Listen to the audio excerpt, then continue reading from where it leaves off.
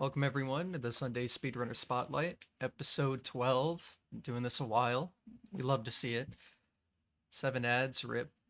Blame Twitch, not me. Anyway, we have Mr. Mario Kart 64 himself with me today. The Hey, ABNEY, how's it going? pretty good. How about you? I'm doing well. It's a nice Good. Sunday, so it's Yep. speedrun day. Oh yeah. Well, we just talk about that for a couple hours, so sounds like a good day to me. Yeah. Yep. So let's start at the beginning, why don't we? What got you started on this journey? Hmm.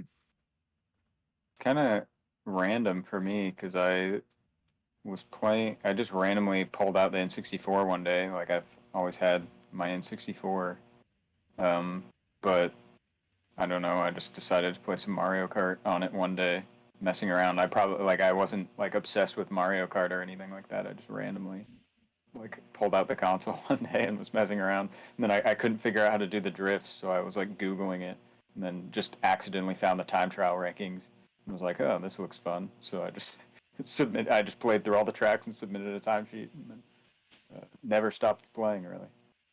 Fair enough. Kind of ridiculous, like almost 10 years later, but 10 yeah. years. What, so it was like 2013? Yeah, it was like late 2013 when I started.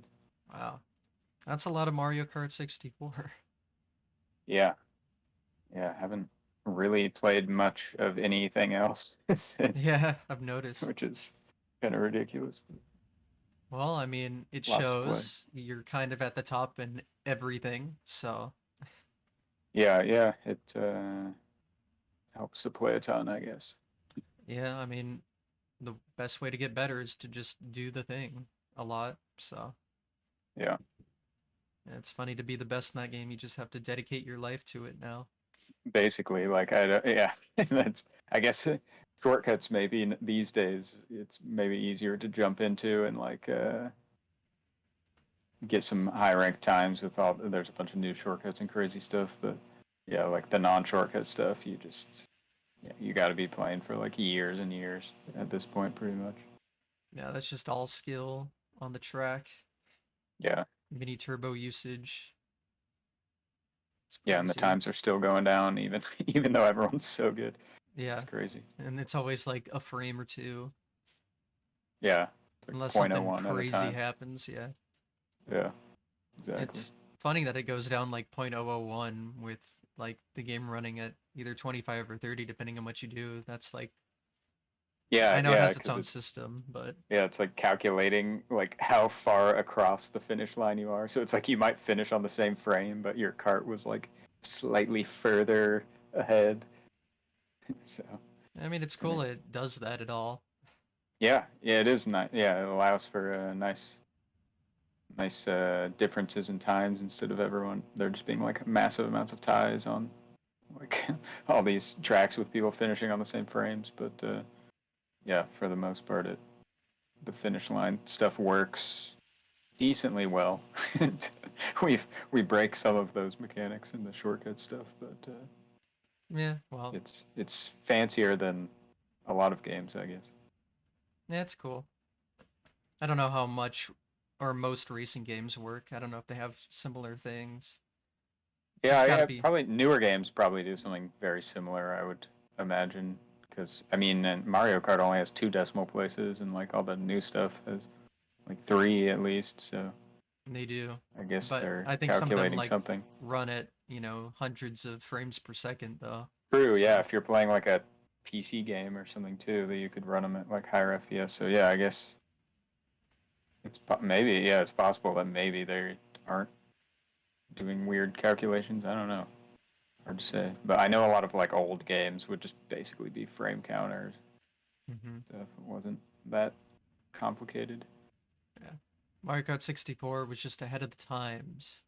They knew what they Yeah, were doing.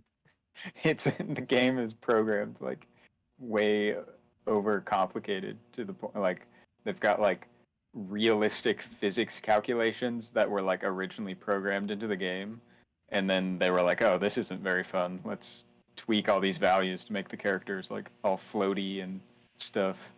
But it's like all that math and stuff is still in the game, so it's just like a bunch of like super accurate movement calculations that are like way over engineered for like it's like a racing game, but makes it kind of cool. I guess it has also made the mechanics of the driving hold up for a long time Mm-hmm.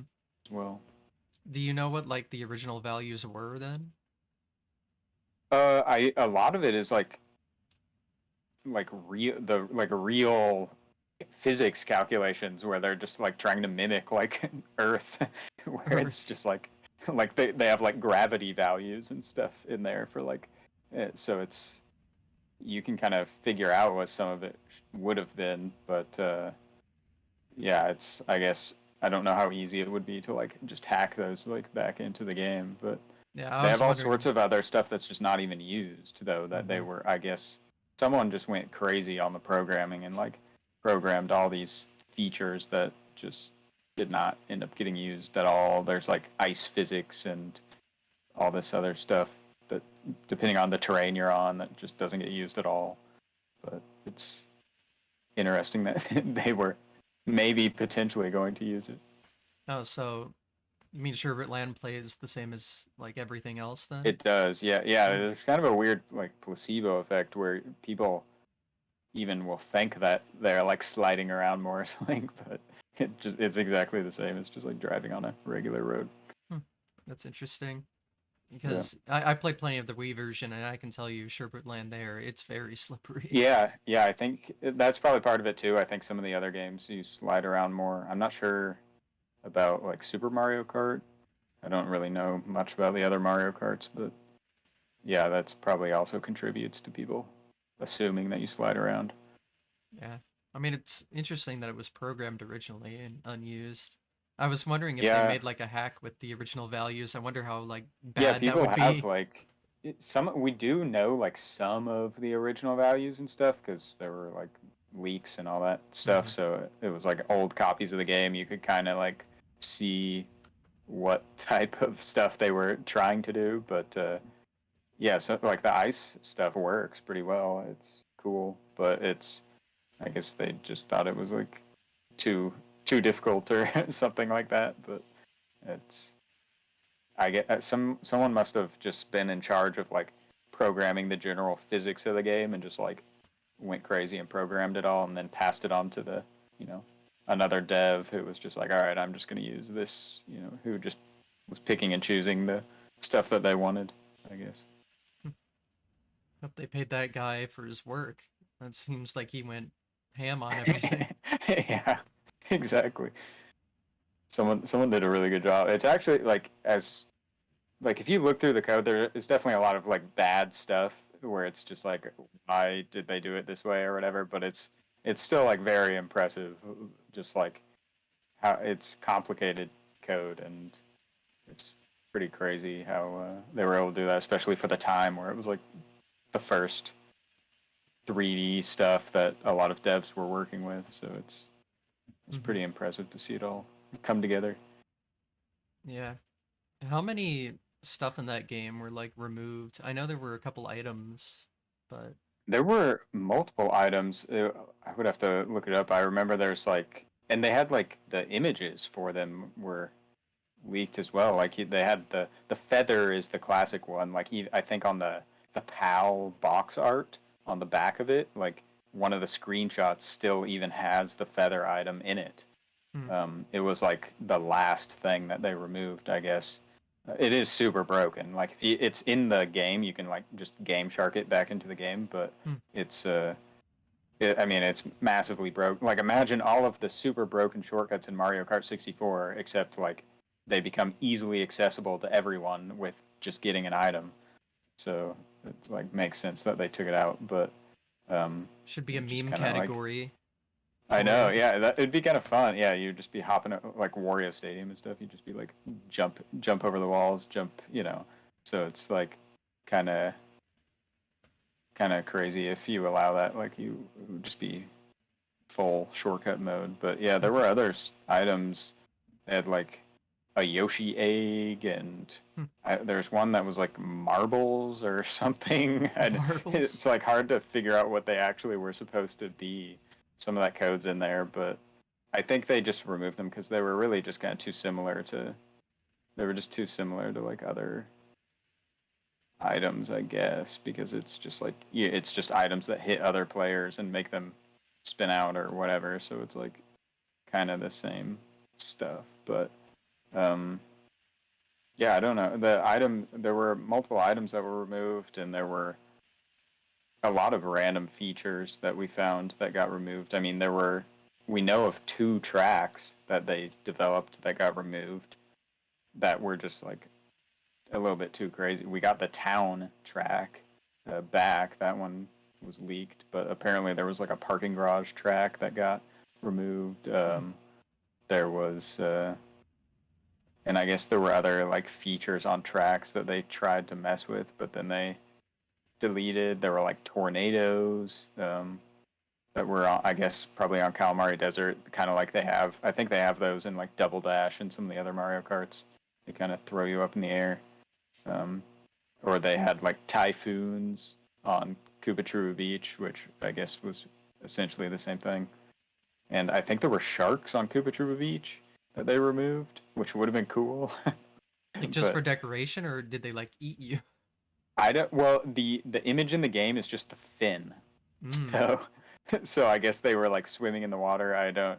Maybe they thought it looked bad because all you could see was the fin, but I don't know. But yeah, it would have been interesting if there were sharks still in the game. I don't know how that would have worked, but It sounds yeah, I like it think would have they been a tried visual a lot of stuff. detail, like Yeah, just yeah, it above the probably was water, just like the classic shark yeah, thing. exactly. It would have looked cool. I Hmm. don't I don't know what their plans were. It's hard to say, I guess. Those fins just really decrease the performance of the track, probably for some Honestly, reason. I wouldn't even be surprised. There's so much random stuff in this game that they just like they took out or like disabled features in multiplayer, thinking that they were like helping the performance of the game because they were just like it lags so much that Hmm. they were just like desperate to save any time, and it's like uh, I they probably just like removed it and were like, all right, yeah, let's delete that, delete this, and like they disabled the music in multiplayer because of lag, but if you turn it back on, it like doesn't affect the lag really at all, and just random stuff like that. So I don't know what. I wouldn't be surprised if they just tried to remove stuff to fix that kind of stuff. The music's removed in like multiplayer races. Yeah, like if you're in like versus mode and like 4 player, there's no music at all. Huh. Just silence.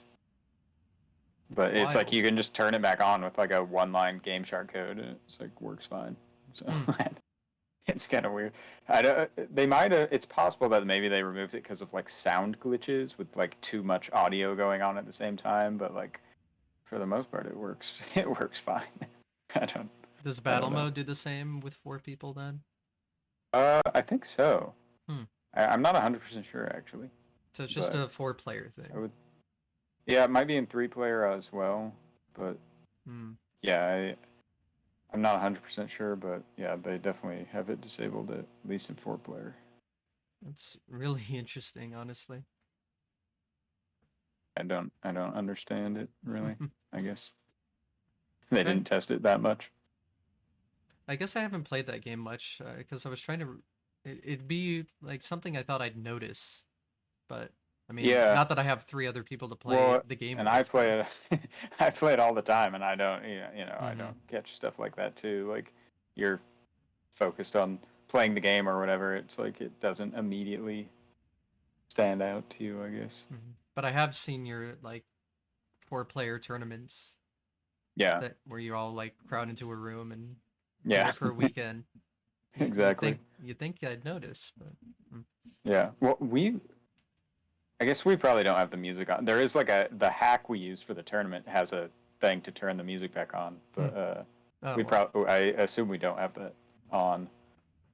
maybe we have. I wouldn't even know. That's the thing. Yeah, I like hardly even notice the music most of the time, even though I'm like, people assume that I would just be hearing the music like nonstop when I'm playing these tracks like over and over, or like resetting the first 10 seconds nonstop. Mm-hmm. But I like just completely tune it out. Yeah, I don't even notice. a common question I always see is, don't you ever get tired of the music? And it's like Exactly. I hardly think about it. I mean, Yeah. some of the time it's even useful for audio cues. I use it for that. Oh, really? Yeah. Mm-hmm. Yeah. I guess you could time stuff because yeah, like the music would start at the same time or whatever. So Well, yeah, I never end up doing anything like that. I guess that actually wouldn't work in Mario Kart 64 at least, because I think the music wouldn't lag. Like if the mm-hmm. game lags, the music would still just keep playing like normal. So I Yeah, guess that's maybe what I was thinking. it wouldn't sync up perfectly, which is kind of a random funny thing with the music is like on the PAL version, like stars don't last as long Hmm. because they made the stars sync up with the music. So if you're on the PAL version, because it's running at the lower frame rate, the music is not running in slow mo. So it's like the stars run out like I don't know 10 frames sooner, or maybe I guess probably earlier than that, like a second earlier or something. Hmm. It's kind of weird. It's interesting how different PAL stuff became, because I know like early PAL differences, the music was like really bad in some games, and sound Yeah, effects were just physics were completely different. yeah. It's I guess a lot of companies are whoever was developing it would they how they chose to convert their game to PAL. I guess Mm-hmm. was different. Really, most of the Nintendo, I guess, like Super Mario 64 and Mario Kart 64 are almost entirely just like frame based. So it's just like their games are just slow mo on PAL. They just think they do the exact same things every frame that advances. So, which at least makes the game work nicely for the most part. And then but then you've got like other games where they're trying to like compensate for the timing, and then it's like you end up with all sorts of weird physics things happening, bugs and things that they didn't think about. And Yeah. stuff gets all messed up. Oh yeah. I mean, there's so many examples I could tell you about it. So it's just Yeah, it's funny that like, so like the frame things are different. So if you're playing in PAL, it's just like slow motion, yeah. but It's like the they timer is completely still like completely different from yeah. NTSC They though. that's all they changed actually Okay. was just the timer. So it's like I can use ghosts across the different versions and they work because they just Wow. advance. It's just your inputs on each frame is stored. So it's like you're just advancing the same amount every frame. So it's completely identical, but just slow mo. But then they made the timer to try to make it match like RTA more, I guess. But the they did kind of mess that up a little bit. Mm-hmm. They Yeah. forgot to change like one value. So there's like on the like finish line calculation when you like into lap or whatever, where we were talking about like it like tries to take like a fraction based on like how far you cross. Mm-hmm. The value they use on that frame is still the NTSC value, so it's like a little bit messed up. Hmm. So, but for the most part, yeah, it worked, I guess. It's Does actually that make unfortunate that they did that because like we have our whole conversion rate between NTSC and PAL, which probably shouldn't be a thing, yeah. but it makes everyone play on PAL. And if they just wouldn't have touched the timer at all, then the timer would be identical on both versions of the game. I think Double Dash is like that actually, where they Hmm. just didn't even touch the timer, and one version runs in slow mo. It's just the exact same game but slow mo. It's funny. You always know what I'm gonna ask. I was gonna ask about like the whole conversion thing, and you already answered. And I was like, all right. Well. Yeah, the conversion thing is like it's kind of sad that it is a thing because it's completely unfair because like PAL is significantly easier at Mm-hmm. like the top level, especially like non-shortcut. It's really not even close. Every single record's on PAL. It's not like the top guys could like maybe like drive some really crazy NTSC times, but it's a lot easier on PAL. But I guess people were just curious, and you could race the ghosts, so people were just like, oh, we can compare the times.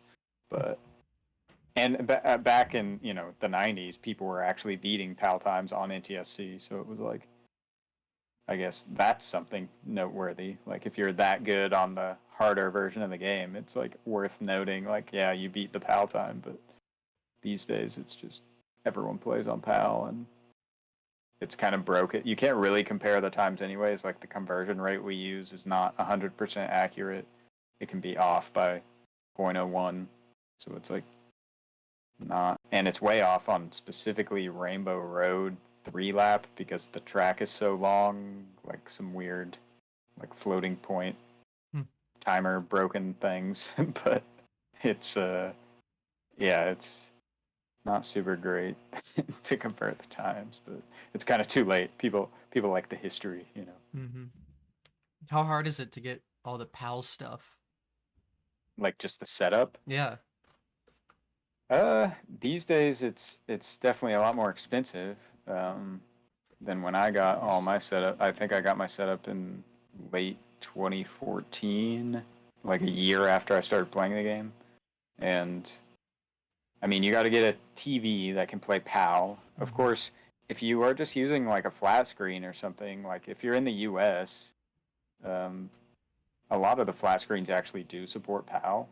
So you just have to look on the back and see if it says 50 hertz, 50/60 hertz or whatever. But most of them will work. So but you need like a if retro you're tank for no input lag and stuff still. yeah, exactly. Of course, like, and then it depends on your TV too.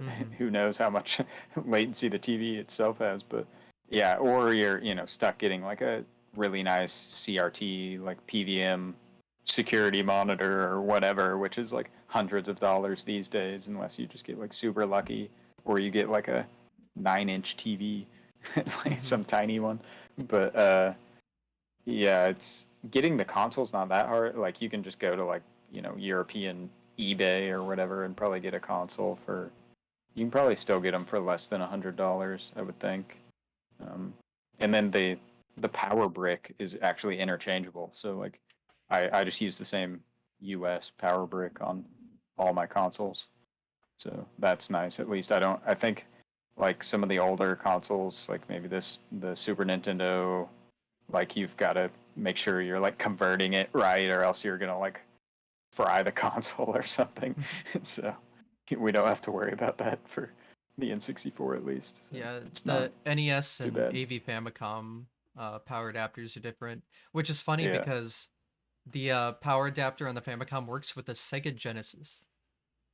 Oh, really? Yeah, That's I don't. weird. Yeah, so I happen to just have a Sega Genesis power adapter, so that's how I power my Nice. Famicom. It's weird, That's but cool. yeah, that's cool that the PAL works for both. Yeah, I think you might. Some people will end up having to get like a different AV cable because like the brightness changes if you're like playing PAL or NTSC. So you got to get like a cable that's specific for PAL. Um, or sometimes you can like if you've got like a splitter or something, sometimes that will somehow switch it back to working. But um, yeah, usually the setup's not too bad. Just TV and console. I guess buy the game. It's Yeah, if you've already got the US or like an NTSC console, your controller and all that stuff will work fine. So yeah, but still, just PAL cartridge, PAL console, TV compatible. yeah, It's it's like gotta you're be a still pain. like Yeah. paying. You're gonna be paying like over $100 just to like get a setup, probably at least in the US. So Mm-hmm. Oh, these days. the dedication to the craft. Yeah, some people just play on the Wii. I guess you can just Mm. hack your Wii to turn it into PAL mode, and then just download the ROM, and then you're good to go. I guess so. I guess So some like the people Wii do that. VC version. Yeah. Mm. So I guess Is that if very different? you no, it's pretty much the same. I mean, it just has no lag. But Yeah. for Mario Kart, that does for like in the in-game timer that doesn't matter because Mm-hmm. when Mario Kart 64 lags, it just stops. The whole game just freezes for a frame or whatever. Yeah. So it doesn't really matter. You just have the same game with no lag. I think there's like a couple weird things, like just like visual things. Like the train on Calamari Desert has black wheels instead of red wheels for some reason. Some emulation error, I assume. Mm-hmm. The lightnings they made less bright for seizures, I guess. Yeah. I assume, and then yeah, it's mostly pretty much the same. At least it's not like there's not like some VC exclusive shortcut or Yeah. something like that.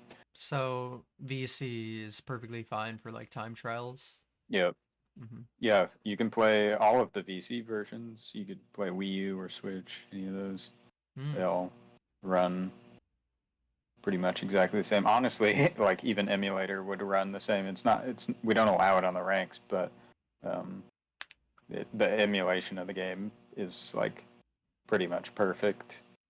So compare, which is pretty rare for like N64 games. They're usually pretty bad for emulation, but like I think Mario Kart 64 is like it works pretty much perfectly on emulators as well.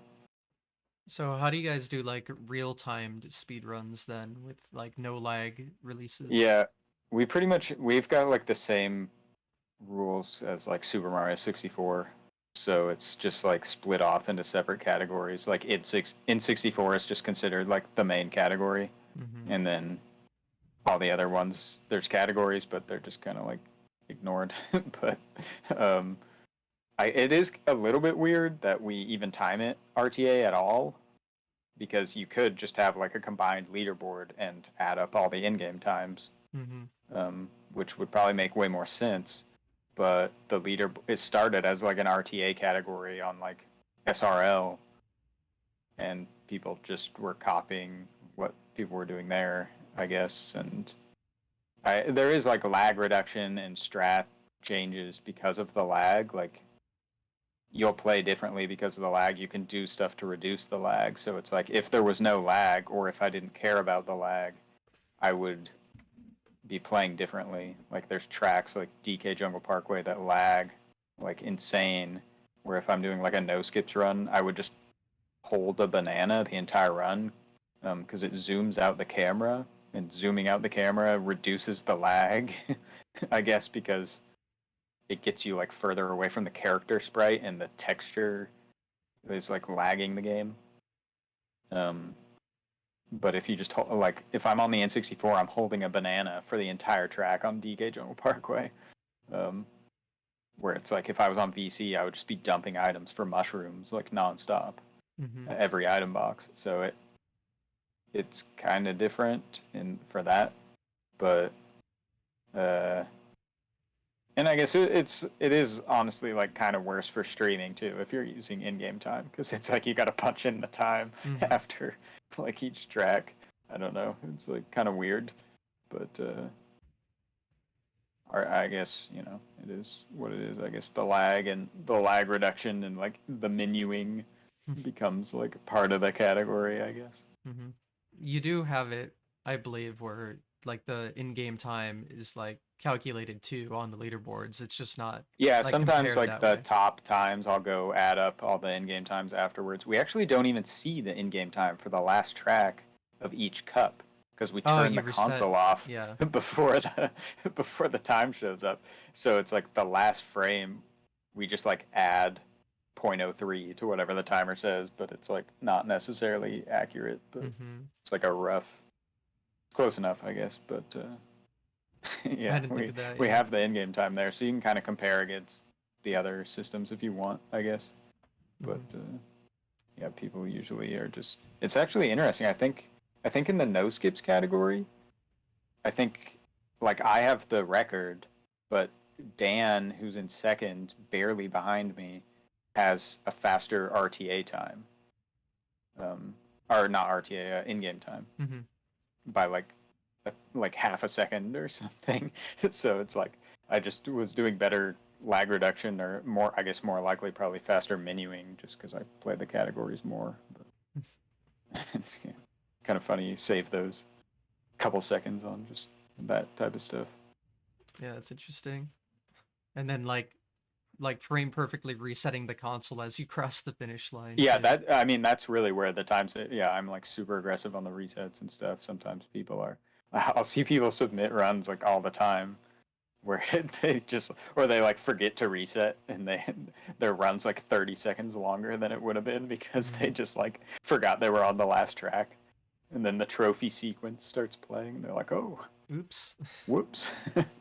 Yeah. Have you ever seen it, or have you ever done it where you like reset like a frame early so you didn't actually cross the finish line, so it's like invalid? Probably. I mean, I've definitely done that. I mean, I've probably reset an entire track early, just like Hmm. losing my mind. I don't.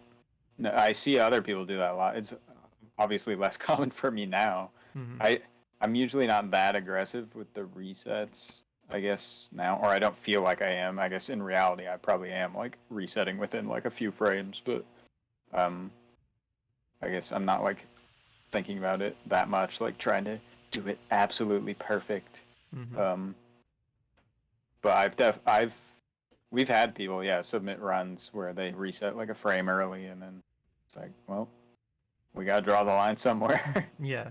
It's like, well, you reset one frame early, then you reset 2 frames early, and then Mm-hmm. it's like, well, guess your run doesn't count, which is sad, but Yeah. But there's a like but we, clear indicator at least, right? yeah, it's like, yeah, you know it. It is kind of dumb that we reset at that point because the trophy doesn't even save. Like you Mm. get a gold trophy or whatever for winning the cup, but you don't actually get that until after you go through the points screen. Mm. Um, so we actually reset too early for the category to be like really make any sense. But that's just what people were doing on SRL, and people didn't Yeah. know any better. So it was just like that's what the category became. So it's kind of a little arbitrary, but we have the 100% category as well, where you actually have to get all the trophies. So you have to sit through all that. Yeah, yeah, it's like every 50cc, 100cc, every single trophy in the whole game, and you have to actually like wait the extra 10 seconds after each cup to make sure it saves. Well, I guess that makes sense. It's funny how like old ways people ran like just carry over all these years. Like I think it's Yeah, still the whole reason Mario 64 is timed the way it is because it's kind of weird. It's like from yeah, console start. yeah. I mean, a lot of the stuff in Mario 64, I think, is like for historical and more like competitive purposes, um, which is like I know a lot of people always like hate that because Hmm. there's tons of games where it's like they'll play on the fastest version, like Nintendo releases a new hyperspeed VC version of whatever game, and now you've got to like play on the new console. But I think like SM64 and Mario Kart 64 really kind of value the history and really the competition a lot more. Hmm. So it's like people try to just kind of like do whatever, however it's always been done, kind of, I guess. So you end up with that stuff. Although the RTA categories for Mario Kart 64 didn't even exist until SRL, so it's like they've only been around since 2012 or 2013, I guess. Yeah. So I don't. I wonder. I guess I could go to SRL and see what the first race was, and the whoever played in that race, those are the people to blame. I don't. I don't If know. you're mad, yell at these people Yeah.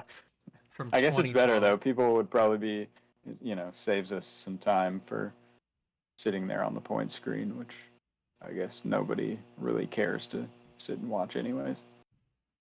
Yeah, I guess it just means more action. It's all for the viewer. It's content. Exactly. Yeah. It is a good category for purely the viewership. Just constant move on to the next track as quick as possible. Hmm. So, how long did it take you to start running those full game categories? Uh, I mean, I was definitely doing time trials first, Hmm. which most people do, I guess. But I think I probably did some no skips runs within the first year I was playing, um, and it was mostly no skips because I remember specifically, um, like Mark Jones, who like owns the Mario Kart site, was trying to get trying to get me to do skips runs. He's like, "Oh, it's not that crazy of a record. You should go try doing that." And I was just like, "No, that category is way too crazy. I'm not gonna play that." But yeah, I don't.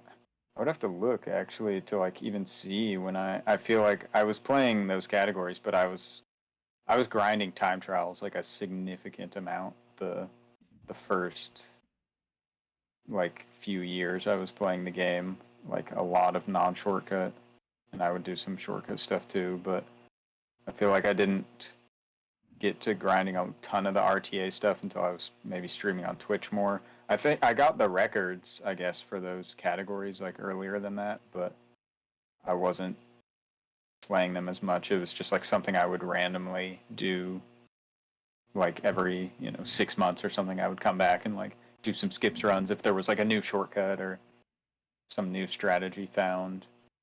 But yeah, I don't know. I obviously later in my kart career, I guess I have done more of the RTA stuff. I guess So, how quickly did you get your first time trial record then? first time trial record was the weather tanko on Chaco. Oh, Um, really?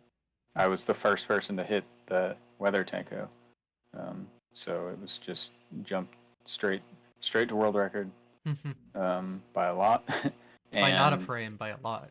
yeah, exactly. I I don't even know what I was ranked. I was probably like 30th or something on the lap, if even that.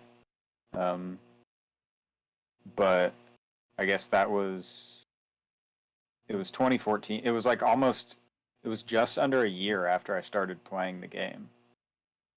So Hmm. it would have been like it was like August 2014. Wow. And then I think I got the first weather tango hit. Didn't It only got me the lap record. I didn't drive good enough to get the 3 lap. I missed all the other shortcuts afterwards, but um, I ended up getting the 3 lap record on Chaco Mountain like 3 or 4 months after that, I think.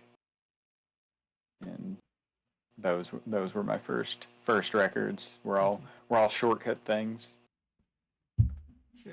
I'm surprised. Like the first record was the weather tanko. I assume it wasn't the 3 for 3 yet. It was just like hitting it, Yeah, and then yeah, just hitting it.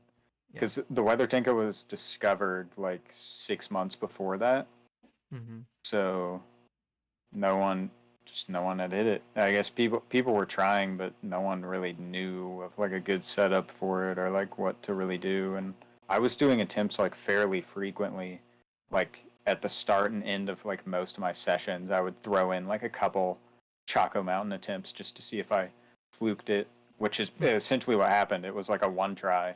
Like I was playing some other track and then I went to Chaco Mountain and just the first attempt just hit a weather tanko out of nowhere. So it's like, and that's just what kind of became the setup people based on. Just like I was like, all right, well that's he got it to work now. Let's try to copy it. But it wasn't for like a few more months until other people started hitting it. Also, it wasn't until after I hit it a second time that people were like, oh wait, this this can be done.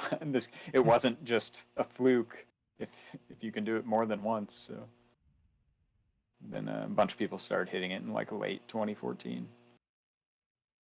Yeah, it's a very interesting trick. I mean, it's probably the most infamous in that game at this point. Yeah, yeah. Salt definitely made it very very popular, well known. Mm-hmm. So It how? was cool at the time because it was the first shortcut the game had in 15 years or something. So it had a lot of hype Really? around it. I feel like shortcuts are everywhere now. They're being Yeah, discovered yeah. constantly. So It's yeah. The last few years has really opened up the game. Forest has kind of destroyed the game. Kind of crazy. what did you think it was the first in 15 years? Yeah, yeah. I Wow. can't even think of what was before that. Like Calamari Desert, the like jump over the train tracks probably, Hmm. which would have been like in the early 2000s. So yeah, it was like 13 years or something with with just everyone doing all the same strats and Mhm. nothing changed. Nobody really dug into the game. It actually, like, a lot of these shortcuts could have been found earlier. Not the weather tango, because that one's kind of crazy, but the people didn't really understand how any of the shortcuts worked at all. So it was just like people were just like jumping into walls and jumping off tracks and stuff, just like, oh, it gave me a lap. And like it wasn't until like pretty recently that it's like people were really digging into like, okay, why does this shortcut work? And then it was like, oh, well, we can do this in 10 other places, and now the whole game's broken. I mean, that's cool how quickly shortcuts just flooded the game then. Because I thought Yeah, like Weather Tanko, I mean, I knew it was a big deal, but I didn't realize like it started like this whole revolution of new strats and yeah. shortcuts. I mean, there were tons of shortcuts. It was just like now there's even more. Well, But it's just like, yeah, yeah, it there was were like the plenty, but weather there's tanko was found, yeah. and there was nothing again for. There really actually wasn't that much stuff found after the weather tango either for like 5 years. Oh, I guess maybe some random like 150cc stuff that I found, um, but nothing like time trials until Forest came around in like I guess 2020 or was it 2021? I can't even think of it at this point. I guess it was late 2020. So it was like the weather tango happened in August 2014, and then we didn't have another new time trial shortcut until 6 years after that. So so the timeline's like a bunch of like small shortcuts in the 90s, 15 yeah, year gap, Weather Tanko 5 year gap, a bunch of other. yeah, That's exactly. so weird. Yeah, it's crazy. It's like now there's like a true understanding of like what's really happening on a lot of like how the finish line works, how the timer works, and everything. So it's like most stuff has pretty much been found probably at this point, at least that humans might have a chance of doing. But Hmm. yeah, it's very broken at this point. But at the same time, it's for how broken it is, like casually, it's not very broken, which is like Yeah, if you're that's just playing the interesting. game casually, like it works pretty well. I feel like you're not Yeah, going to be like accidentally getting like a 1 second lap, probably. no. No, you have to do some wild stuff to get those shortcuts from what Yeah, I've seen. exactly. There's nothing Which that's like makes sense why free. no one found them. Yeah, I mean, So yeah. I mean, the only thing I can really think of is like the original Choco Mountain like wall jump thing yeah, well, I guess and the classic ones that people Wario like Stadium. knew about were it was always the Rainbow Road jump, like Oh just the yeah, easy that one. one you jump off at the start. That's probably like the most well-known one that people would do, and then the Wario Stadium, like first wall jump, not Mhm. jumping back over. That's a little harder, but Yeah. most people knew about just jumping the first wall, I think. But I never knew any of those shortcuts. I don't think when I was younger. I don't really remember playing the game that much. I was too young, but I don't think we knew about the Rainbow Road shortcut even, and it's like borderline intentional, like that jump on Rainbow Road where you perfectly land on the track like super far away. I don't. I'm sure they knew about it before the game got released. I don't know how intentional it was, but kind of funny. Just skip half the track. Yeah. Well, I can't imagine that the Wario Stadium's intentional. Yeah, that one's definitely not intentional, but I think it's likely that they also knew Mm-hmm. about that before the game's release. I think with like testing and stuff, people probably accidentally did that, but they were just like, Oh "Hey, well. Mm-hmm. send it. it's Send it's it. done." Yeah. Oh well, It makes me not a think the lot they could Rainbow do. Road one isn't intentional, but yeah, Yeah, probably they I just had to it's know about it. it's kind of crazy how perfect it is to just be able to land, but yeah, at the same time, it's like it's kind of weird to just like let people skip half the track. So Hmm. I don't know. And then you can do it like the certain way to skip even the loop part. Yeah, So exactly. That definitely they definitely weren't doing that no. before the game's release. But yeah, it is kind of crazy. And now we can skip even more of the track. Yeah, you You can just just fly into the skip a whole star lap. Yeah, or whatever. Yeah, it's kind of crazy that we didn't find that 20 years ago. But, I guess everything is just precise enough to keep people from finding it. Yeah, I wonder what the game will look like in 10 more years. Just every track is I 5 know. seconds somehow. Yeah, it seems like that probably won't happen. I doubt it. Maybe for the tasks, it might be like that, but I'm holding out hope that the game is still slightly playable in the shortcut category, maybe. But we're gonna end up needing a separate shortcut category for like shortcuts that aren't one frame, whatever. Yeah. Yeah. I had Mario Kart 64 on Wii VC, I think, and I don't recall Yeah, ever having like anything crazy happen. Seemed like a pretty yeah, well-made game for the most part. But when yeah. you I'm break like it trying to open, think it of like really isn't. stuff that would even accidentally happen. Like, I mean, some stuff definitely accidentally happened, and that's how people find it. But Mhm. it's like most people aren't gonna be like accidentally doing shortcuts. I don't know. There's some like weird glitches and stuff that might happen. Like, I guess someone might hit you with like a shell and you get launched over a wall or something. That's happened in our like 4-player tournaments even too, like accidental shortcuts. It was like I could see it happen, I guess, but yeah, it'd be pretty rare. Are shortcuts allowed for those tournaments? No, it's all So non-shortcut. if that accidentally happens, is it just like a DQ? What we do now is once you know you've done a shortcut, you have to pause the game and then we just figure it out at that point. Okay. But it's usually like you have to like sit there and wait until you're back in the place you were in or something like that is what we've done. It's so rare that and it's pretty avoidable. Of course, the first time it happened was well, I guess it's happened in like smaller cases before, but like where people didn't really care. Um, I think someone did like an entire lap skip on Rainbow Road actually in one of those tournaments, and they just like rolled with it. They were like, "All right, I guess I won the race." But I did. Someone hit me over the wall on Luigi Raceway. My first year at one of the tournaments. Um, like they threw a red and then I was trying to dodge it, so I like drove towards the wall, but then it hit me before I was at the wall and I just jumped right over and skipped half the track. And I just finished the race because I didn't know what to do, and I was like the number one shortcut player at that time, so everyone was like accusing me of doing it on purpose. They were like, "Oh, this guy's cheating." I was like, "Nah, it was a complete I accident." can't believe you do this. We ended up just restarting because it's the first track, so we're like, let's just do the whole race again. And what was funny is everyone got the exact same position, um, so it kind of worked out for us. But yeah, after that, it was also funny because I was asking people a bunch beforehand. I'm like, what happens if someone accidentally does a shortcut? What do we do?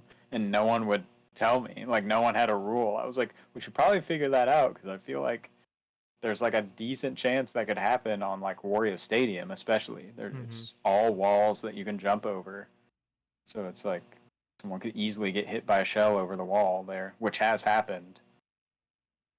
But luckily, just like on the final turn, which only saves like 2 seconds, so it didn't really matter. But yeah, people were not prepared for the accidental shortcuts. I guess we gotta iron those things out, figure out the true tournament rules for these like super obscure, rare cases, I guess. Yeah. Or we gotta just patch all the shortcuts. That's the ideal thing, I guess. Make a ROM hack where there's invisible walls on Wario Stadium or something that prevent you from launching over. Might be a better solution, I guess. And Luigi Raceway, apparently.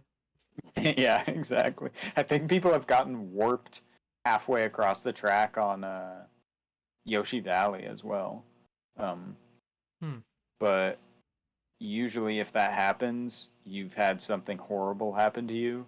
on the track, so it's like, or you're like taking the slowest path possible and have no idea where you're going.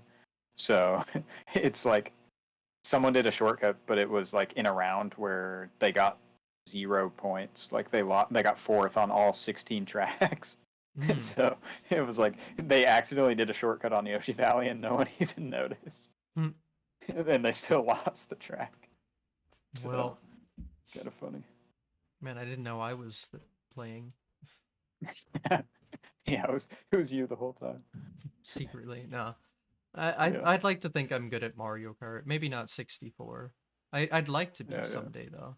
But yeah, yeah. that's You gotta the other play it. thing. I only have an EverDrive, and I know you don't allow that on the like full game runs. Yeah, they are allowed for time trials actually. Really? If you've got like the proper ROM, you can play. You're allowed to play time. Our general rule of thumb, which is not 100%, but it's like I can't. There's no way for me to know that you're playing on an EverDrive. So it's like, what am I gonna Mm-hmm. do to stop you? Kind of, Yeah. So and, yeah, people play on EverDrives. It's actually kind of useful now because there are some like Japanese exclusive shortcuts and stuff. So it's Mm-hmm. like if you need that version of the game and you have an EverDrive, you can use it, which people have done. Um, but you aren't allowed to play on like the opposite system. Like you can't play PAL on your NTSC Mm-hmm. N64. It does run like almost correctly, but it's like very, very slightly off because of the clock in the N64. It's like a little bit off. Um, so it's like every minute it will be like 1 second different. So if you're playing PAL on an NTSC console, it becomes Super PAL. So it Super becomes Pal. slightly slower than what it should be, and then the opposite if you're playing NTSC on PAL, it becomes Super NTSC, and you're Mm-hmm. you're playing faster than you should be. Um, That's but yeah, interesting. if you're playing like the an NTSC version on your NTSC console, we allow that. So if you Okay. want, yeah, you could fire it up and fill out a time trial timesheet. Mm-hmm. I think personally, I'd only be interested in the full game Yeah, because I don't know, time trials just seem too grindy for me. it is. Yeah, it's like it's super great practice Mm-hmm. Yeah. for those RTA things. So it's like it might be worth just like filling out a timesheet once and then doing RTA or Mm-hmm. something. But yeah, the RTA stuff is definitely more interesting to like, especially streaming and all that. It's like Mm-hmm. not where you're not resetting every 5 seconds. Of course, like my RTA skips runs have become that where I'm resetting every 5 seconds. Even the no skips runs actually, but in general, it's like usually you can like get a run going and actually just continue. Which for the no skips category, yeah, it's a nice and it's like relatively like casual too. Like you can just like anyone can just like start up Mario Kart 64, read the rules for the category, and do a run. Like it's like a Mm-hmm. super easy speed run to. You don't have to like. There's not like a bunch of tricks in the no skips category. You just like are driving normal, so it's Mm-hmm. just like you might learn some random stuff about item usage that might help a little bit but Mm-hmm. for the most part it's like it's a pretty easy category to get into. Yeah. I've de- well, one thing I noticed about at least my EverDrive is when I reset, it goes to the EverDrive menu. There's Exactly, probably a which way is around it, but yeah, not on the EverDrive, but oh there are no. some other ones that allow you, I think, which Mm. yeah, it's kind of weird. I don't Yeah. know how those work entirely, but yeah, I think like the 64 drive and some of the maybe the like absolute newest ever drives let you do that. Mm. Um, Yeah, I don't have the but newest one. yeah, yeah, I've got the old like I have the 2.5. Ultra. You might have a newer one than me. I've got the this one. Oh, It's like yeah, okay, yeah. this is like 2.5. I think most people have Did they say like one what that's version newer. it is? I guess not. Mine looks like it's the blue Ultra EverDrive 64. Okay, yeah, I have a that's blue console controller, so I like that everything matches the color scheme. oh nice. Yeah, Yeah. that's cool. But yeah, so mine has that issue, so I know like if I wanted to secretly play on EverDrive, I can't because it's very obvious. But Exactly. I Yeah. I know like you need the Japanese version for some exclusive stuff, at least in the Yeah. skips For part. no skips, yeah, it doesn't really matter. Yeah, I figured But that, but yeah, um and yeah, skips you'd kind of. I mean, you could use the U.S. version and just go for it, but yeah, yeah, a couple things. but I mean I don't have a Mario 64 card at all, but Yeah. can you like I don't really know how like the difference between US and Japanese carts are. Do you like have to mod your 64 to accept Japanese carts if you have a Yeah, yeah. So like I've got like all these cartridges just sitting around me here. Hmm, Um, so what's what? I've got a Japanese game with a US back on it right here. hmm, So like the tabs on the bottom, like that, those are the US tabs where they're like sitting on they're on the sides like mm-hmm. that. And then like a Japanese back. Well, the PAL and the Japanese ones are the same. This is actually a PAL one, but it's like Japanese. Like the tabs aren't on the corners; they're like slightly offset. Okay. So it's just like that's it. So you could just unscrew the back and swap it to a different one. Hmm. You do need one of those like special screws. I think it's like the same ones that are used on like the Super Nintendo and stuff, though. The like game bit things. But Mhm. So you mean yeah, like you can just taking the Japanese cart and replacing it with a US back of the cartridge? yep. Okay. That's all you'd have to do. Or I mean, you could open the N64 and take out there's like a little plastic piece that's the region lock. It's just a Yeah, piece of it's just a piece of plastic. You it could always you could is. even like some people like 3D print like a universal one and do Hmm, that, which is that's kind of interesting. cool. Yeah. But yeah, it's easy. It works just fine. You can just play all the Japanese games on the US Hmm. one. Or I think I'm using a Japanese console now, but yeah, you can swap them out. It works perfectly. Maybe I can have a professional remove the plastic pieces. I'm a little too scared to Yeah, open up stuff myself, but yeah, yeah. It's not too. I've done it on a console before, but I just removed it. I didn't like, which makes it's attached to like the dust flaps is the problem. So oh, okay. if you take it out, then the dust flaps just like fall, and you have to like leave a game in it always unless you want it to get like all dusty or whatever. So Hmm. that's kind of the downside, which is why people like 3D print a replacement one so that I the see. dust flaps still work. But yeah, just swapping out the back of the cartridge is a lot easier, I guess. Yeah. Then I'd have to just find a, or I don't know. Yeah, just get like a $1 like Yeah, sports game. yeah. Is what I people only do. have a US Mario 64 cartridge. That's the only But yeah, 64 card I have, so I'd need to go shopping and yeah, like what do they take special screws? I need to look at this yes, now. yeah. Oh If you yeah, I look don't have on, that. yeah, the screw for that costs like $2 on Oh well. Amazon, so that's nice at least. Hmm, I see. Yeah, and then the Japanese version of the game is like $15, so not not too bad. All right. Yeah, it doesn't sound too bad then. I'll look into it because I'd also need a Japanese Mario 64 at some point. Oh, really? Yeah.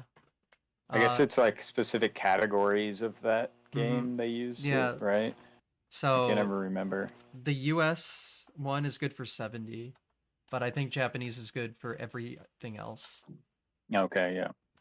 Um, for certain text boxes and stuff. I think like text is faster on US or something, but Japanese has or US has things that make it slower. Like there's a box in JRB that doesn't Oh, exist interesting. and stuff Oh, like okay, that. yeah. So it's like if you're not getting those stars anyways, then Yeah, yeah, weird. there's a bunch of other stuff that I don't know, Yeah. but yeah. Yeah, I think it's probably like those category all the routing and stuff for those, it's probably just like a bunch of combined things. Yeah. Interesting though. But yeah, like personally now my 16 star is getting to the point where I need to switch the Japanese version to save those extra couple seconds Oh, really? to Yeah. make life easier. It, What do you have in 16 star? I have like an 1857 Okay, now. yeah. Cool. So, yeah, like it's obviously not necessary, but it would just make it easier. Yeah, Free why time not? saves, Yeah. so. Yeah, exactly. Yeah. I don't So, know if I don't think I have a Japanese Super Mario 64 either. I have a few Japanese games, but I don't think that's one of them. Mm-hmm. So I need to get Japanese Mario 64, then I guess Japanese Mario Kart 64, buy two Yeah. shitty games, replace the backs on Exactly. the Japanese ones, Exactly. and there you Yep. go. That's all. Not complicated at all. Yep. Yeah. Not Yeah. too bad. I like the idea of having the universal thing though, so you wouldn't even have to worry about it, but I do not own a 3D printer. I'd have to send it to someone. Yeah.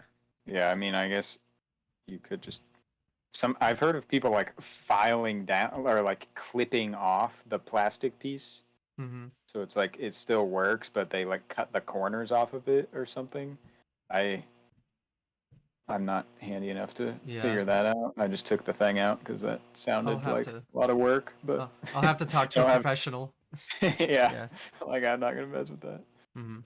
Yeah, I'm not gonna like I really like the specific console I have, so I don't want to like Yeah, ruin it exactly. accidentally. Yeah, I've got So my own limits on what I'd be willing to mess with. I've got like an HDMI mod kit mm, still that I'm definitely not qualified to install at all. yeah. That I need to like send off to someone. I'm just gonna end up sitting on it for like years and never. Mhm. I'd like to use it though. I need to Yeah.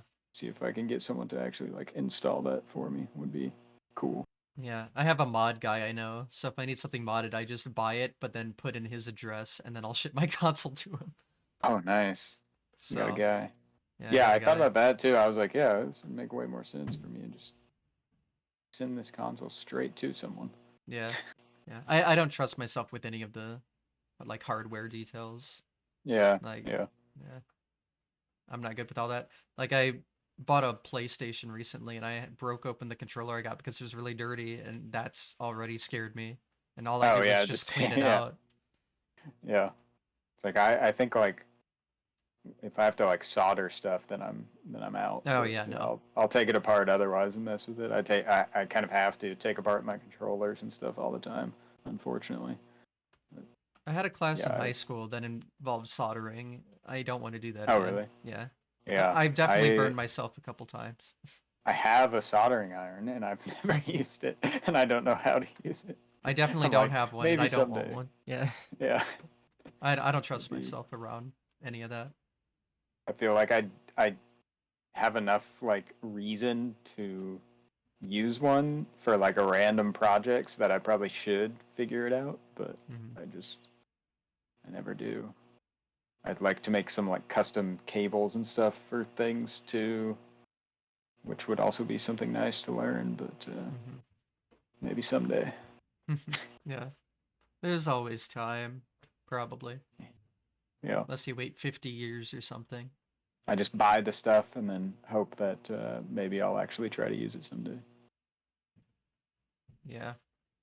Again, I have a guy. The guy can do it. I can't. Yeah, I'd rather pay someone else to do it than accidentally fuck it up or something. exactly. So, Yeah, yeah, that's what I'm thinking too. It's like I hmm don't want to pay a ton of money for something and then just like ruin it hmm forever. yeah. Especially since I buy like very specific consoles. Like I paid a little extra to get the specific blue one because I just Oh thought it yeah, looked sick. And then I was able to exactly. buy Yeah, everything to match it, and I just love the way it looks. I ain't yeah, ruining that thing. I want that thing to stay the way it is. I'll let yeah, professionals ruin it. So, yeah, exactly. yeah. And it's not your fault. Yeah. And then if it is ruined, it's not my fault, but usually they're professional enough where they don't Yeah, ruin things, so yeah. I'm not too They worried. know what they're doing. Hopefully. Yeah. Well, that's all good information because Mario 64 or Mario Kart 64 is definitely on my list of speed games someday because it Yeah, just looks fun. yeah. That'd be cool. Yeah. Someday. So, I'll keep all of that in mind. Yep. So, you've ran the game at some GDQs. Yep. Have any good GDQ stories and stuff like Hmm. that? I've done quite a few GDQ runs. I guess this year, I guess I'm ending somewhat of a pattern that I had for these GDQs of doing one every other year. I didn't even submit anything this Mm-hmm. time. Um, but I had done like, I guess SGDQ 2015, 2017. I did AGDQ 2019, and I think I did like an online one in 2021. Um, and I maybe did some other online one at some point too. But yeah, always skips run every single time. It's always the same category, but it keeps changing. But yeah, those are always fun to do. The GDQs for me, like, and also why I didn't even submit anything was like, if I go in person, like, it's got to be like somewhere. I guess the last GDQ I went to, I actually went a week early, and we did like a Mario Kart meetup um, with some people beforehand, because there's a lot of guys in like the DC area, so we were able to do that. But like in general, pretty much no Mario Kart 64 people ever go to GDQs, so it's just like there's not really a lot of Mario Kart 64 action for me to have at the GDQs. So it's like I'm better off if I'm gonna like take time off and go to like an event or something. I usually end up favoring like the just like the strictly Mario Kart 64 tournaments and stuff. But it's fun to hang out with people and just play some random games and stuff at GDQs as well. But I feel like I don't do a whole lot at the GDQs a lot of the time. Yeah. I've gotten better at doing stuff over time, but I know my first time I went to one, I didn't really know anyone, so I was just like, Yeah. I guess I'll be in the practice room and play the same game the whole week. Yeah. I don't know what else to do. Yeah. Yeah, sometimes I'll watch some runs and stuff, but yeah, it's usually more fun to just like find people to hang out with and stuff. Sometimes, I guess I do. I know a fair amount of people, but usually people have a crew with them playing whatever game. Most games, at least like N64 related stuff, there will be like multiple people there for whatever game.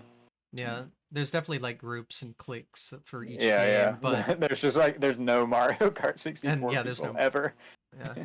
Which is so weird, But yeah. I mean, at least like everyone's there for basically the same reasons, so Yeah. intertwining, like it's all good. Like Yeah, I can get people some don't people to just play battle stay. mode usually. We I play do a lot of remember the battle battle mode. mode. I've seen Yeah, plenty of me and Mario's. you probably played some battle mode. Probably.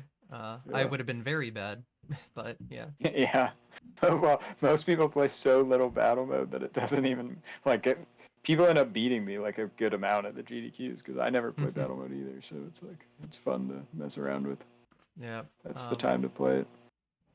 So you've done skips at every GDQ run you've Yep, had, right? same category every single time. But yeah, I was at AGDQ Funny. 2019, so I did see that one live. So I have Yeah. my Marty, Oh yeah. the classic. The Marty. There it is. There's the big one. Yep, Marty. The large Marty. Large Marty gang. I think it says Micro made these. Yep, his name's on the bottom. Oh yeah, it's on the bottom. Mm-hmm. I guess you can't really see it super well. Mine's a little clear. Yeah. Mine's in black, so it's a little easier to see. Oh yeah. Nice. Yep. Yeah, this thing's cool. Oh yeah, yeah. You have the big boy. He was like on the couch with like headphones on, right, or something. Oh yeah, he was commentating the run. I forgot about that. Yeah, Micro had him like his lap during my run, I think. Yeah. I flew to GDQ also. I had to bring that. I somehow was able to fit that in my bag and bring it back with me. Yeah, I remember that being like maybe a problem, but then like I was like, I don't know it's home. Yes. Yeah. Success.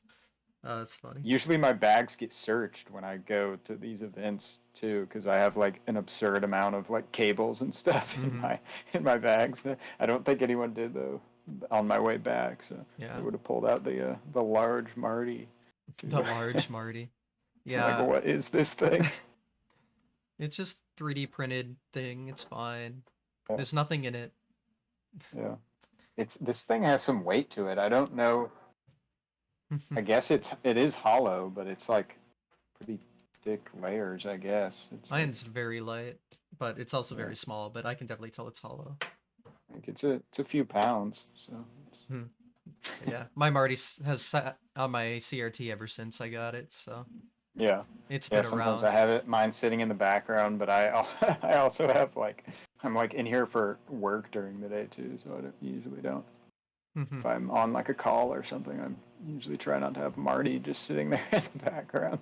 I thought you went full time on streaming. Did that? I did for a while, but it's just like Okay. I ended up getting, I probably still could, but it's just like I Yeah. make a lot more money just actually doing like a programming job anyway. So it's like I That's fair enough. might as well do that if I wasn't like actively applying for stuff. I actually work at the same place as Mark Jones, who runs the cart site, but Hmm. he just sent me a referral. Was like, hey, if you're got any interest, I was like, well, all right, why not? But Fair enough. yeah, it's like maybe I can just play Mario Kart full time 15 years from now or something. Hmm. Yeah. By then, surely you'll have like 2,000 viewers. Yeah, Just and the skips run will be like sub 20, so everyone's like, "Oh shit." exactly. Yeah, I can only. That's the main issue is like most people want to watch skips runs, so it's just like I'm just playing skips runs like Constantly. nonstop Yeah. every day. But like, I I mean, it gotta is pretty gotta find hype, something but else. yeah. I I know. mean, Yeah, you can't. It's so easy to get burned out, so you have to take breaks sometimes. yeah. Well, it's like the category gets so optimized to the point where it's Hmm. like I'm just like resetting like absurd amounts. Not to So mention it's how much like of an RNG fest it is. yeah, it's just a huge grind at this point. So it's like without like a new shortcut and stuff, it's like it's pretty rough. I'll probably do some more skips runs at some point here soon, I Mhm. imagine. But I've been streaming like every single day for like 2 months straight or Yeah. something now. But it's like, which is way more than I usually stream. But now I've just been kind of on a roll, so I've I've kept it going for a little while, but Well, this interview still isn't gonna haven't break been. your streak, is it? I don't know. Mm. I probably not. No, because Uh-oh. I'll probably stream Okay. tonight. My problem is I don't ever know what to stream because it Mm. requires like too much prep for me because I'm only playing like super grindy world record attempts Mm-hmm. on one game. So it's like I got a record last night. So now and that's just what I was playing for like a week. And Oh now it's yeah. like now what? Like I don't I don't know what to play, but it's like if I want to go for some other record, I have to like all these new shortcuts require like all these super precise setups and stuff, so I have to like prep all of this stuff before I stream to like figure out it's like, oh, I haven't done this setup in forever. I need to figure out what pixel I got to sit on or whatever. Mm. Or if I wanted to do RTA stuff, even it's like I haven't done full game runs in like a year or something now. I don't even. It's been a while, so Mm-hmm. it's like I would have to go like. There's a bunch of like super precise setups and stuff I'd have to go figure out again to be able to like. I mean, I could just do like a practice stream or something. It's Mm-hmm. like yeah, usually I try not to do the super grindy stuff like on stream, so I have to figure out all the setups again. It's hard for me to come up with some random thing to play. It's like Mm-hmm. I don't know. I don't even know what I'll do today if I stream. I've got no idea. Yeah. I mean, it just sucks that you got that world record, so now it's like, oh crap, now what do I do? You gotta figure that out. It's Not to I know I mention need you killed that lab like yeah, point exactly. oh Yeah. one. 0.01. So now it's just like all right, well that's over. Yeah. I Is it even gotta possible to get a stall. point zero zero in I don't anything? think so Yeah, because okay, I so think the timer is incrementing by like 0.01666 mm-hmm. every frame. So it's like I think that's like the theoretical limit when you calculate the lap times because like the TAS is like 0.017, Mm-hmm. which is like very close to the timer increment value. So like I think that's the limit really because you have to have one frame. Yeah. Yeah, I guess you have to have like a frame where you're behind the finish line, then in front of it, and then behind it again, Mm-hmm. and then in front of it. So it's like Yeah. there's got to be one frame, one frame in there. Otherwise, you're just in front of the finish line for 2 laps in a row, which Mm-hmm. doesn't It do anything. So makes sense. yeah, so 0-0. I guess can't say never, but Probably not. it seems well there are ways to get 0, but it's just like not actually a legitimate. It's you can trick the game into storing a 0-second lap, but it's not like you actually drove a 0-second lap. Oh yeah, So that that's doesn't not count. allowed on the ranks. But Yeah. so the .01 should stand for eternity, as far as I know. Yep. So you never have to do Yoshi's Valley flap shortcut again. Exactly, which is funny because we actually thought that years ago, because it was considered to be maxed out for whatever the strat was, Hmm. 10 years ago, and I had that record, and we were just like, all right, I'm done. I remember people tying that record. It was like a multiple people had tied it, and everyone was like, well, you're on the world record page forever. Like that was it. It's like the world record's been beat like 10 times since then now. So it's like, yeah, Well, you now history's repeated itself. Now you're back on exactly. it for eternity. I know, yeah. I try to be. So you gotta keep with all these ridiculous shortcuts, but Yeah. How yeah, I many don't shortcut records, time trials do you have now? like actively right now. Sure. Yeah. That's Like probably better. I guess I don't have any non-shortcut records anymore because I played non-shortcut for a while. So Yeah. I have a bunch of shortcut stuff. I guess got 19 out of. I don't even know what the total number is anymore. Like we keep like adding tracks. It's like it was 22 shortcut times that you could have for like 25 years, and now there's Bowser's Castle and Sherbert Land. Okay, someone in the chat says 26. Yeah, I guess 20. So I've got 19 out of 26. Because it should be like 32, but you can't do shortcuts on every track, so then it's Yeah, subtracted by so the it's like amount. Moo Moo Farm, Kubaturu Beach, Banshee Boardwalk. And that number you Those are subtract the other from ones. keeps getting less and less Yeah, as more exactly. stuff happens. Yeah, it's interesting because it would be. I always thought it would be cool to, like, if by some miracle, this is like completely impossible, but it's like if someone was able to get like all the shortcut records, you could then try to get the non-shortcut records for like those other 3 tracks. And weirdly enough, those are with the exception of Banshee Boardwalk, which I'm terrible at. Like Moo Moo Farm, I was great at, and I could get those non-shortcut records. And I've also had a record on Kubaturu Beach also for non-shortcut. So it was like those were tracks I was pretty good at with non-shortcut. So I always thought it'd be interesting to like try to get those. But yeah, So I like think get the fastest possible time in every it's like category. Yeah. the true fastest across the board. Like yeah, would be kind of an interesting like 32 out of 32. But yeah, there's no shot that is ever happening. Have you had the Too shortcut crazy. street or sweep No, before? No. I don't. I had. I mean, I have 19 records right now. That might be the most I've ever had. I maybe had 20 at one point, but that was back when there were less shortcuts. Like So 22. I had like 19 out of 22 or 20 out of 22 at one point. That's pretty close. Right, that was around when all the new shortcuts were coming out and stuff. But yeah, there's a couple. The Wario Stadium shortcut 3 lap is just like way too insane, and like the way that I do the shortcut is like very very slightly off optimal, and it makes me like way less consistent than VAJ, who has the record and has had the record for years and years. So like I don't, unless I was just grinding that nonstop, like it's unlikely that I would be able to get that one. Maybe that's what I should stream today. start the journey and just grind the nonstop wall slamming grind. Happy to help with your decision making here.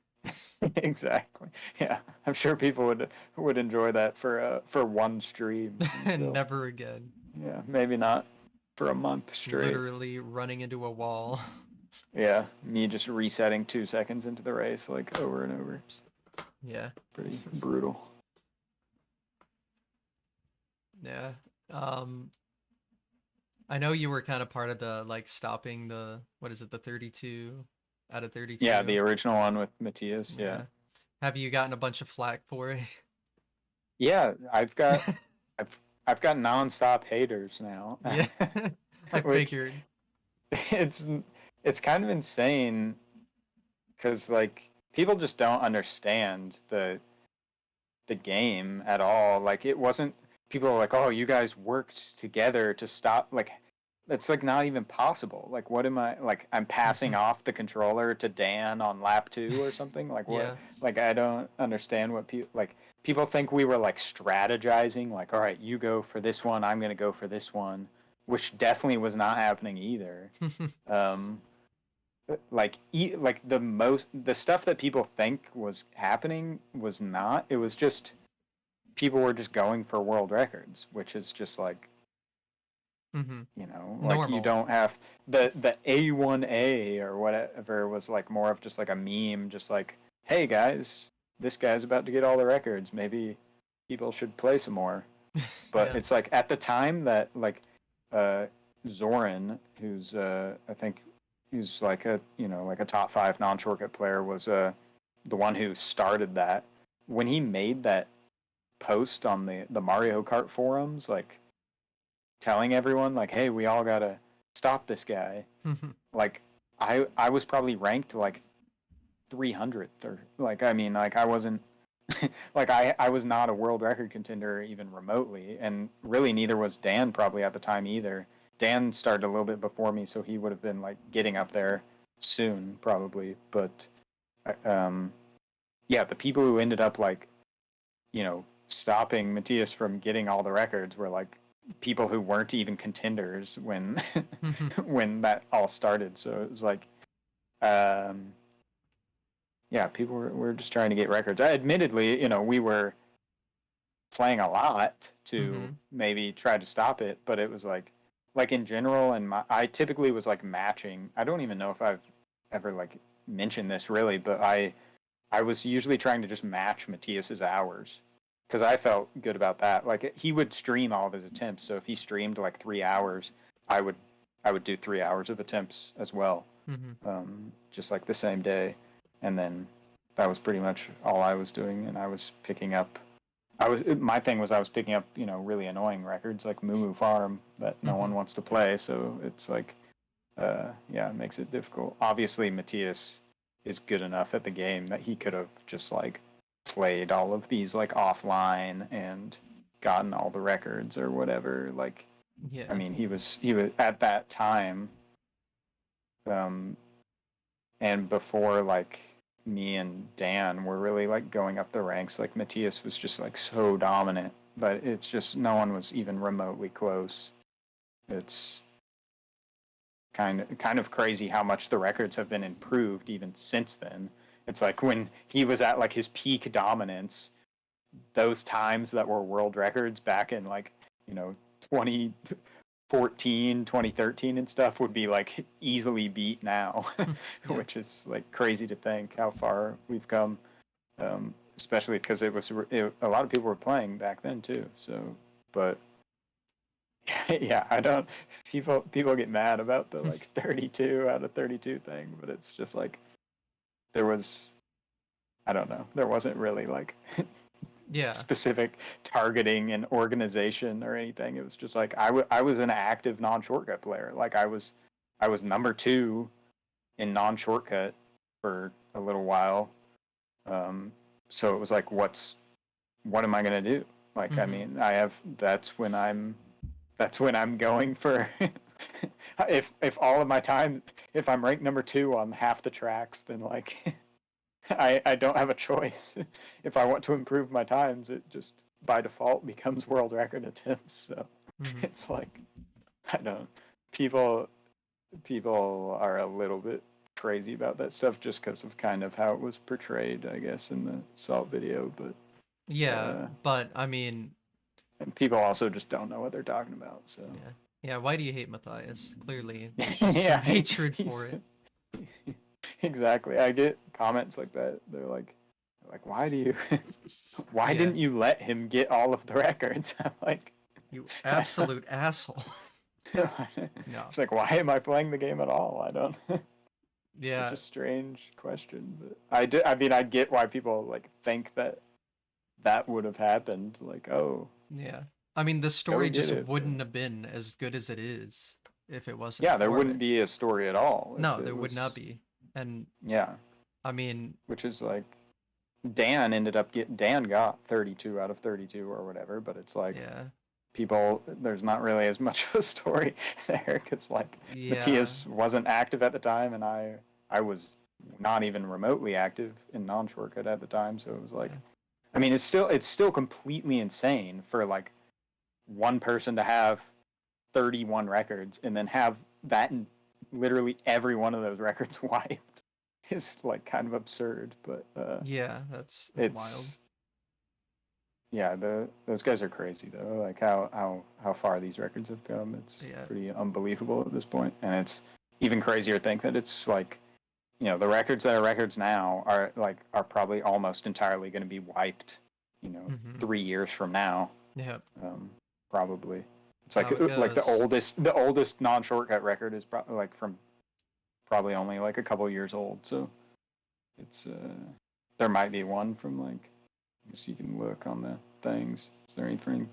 Okay, there's one record from 2020, and then the rest are after. So it's like, yeah, Yeah.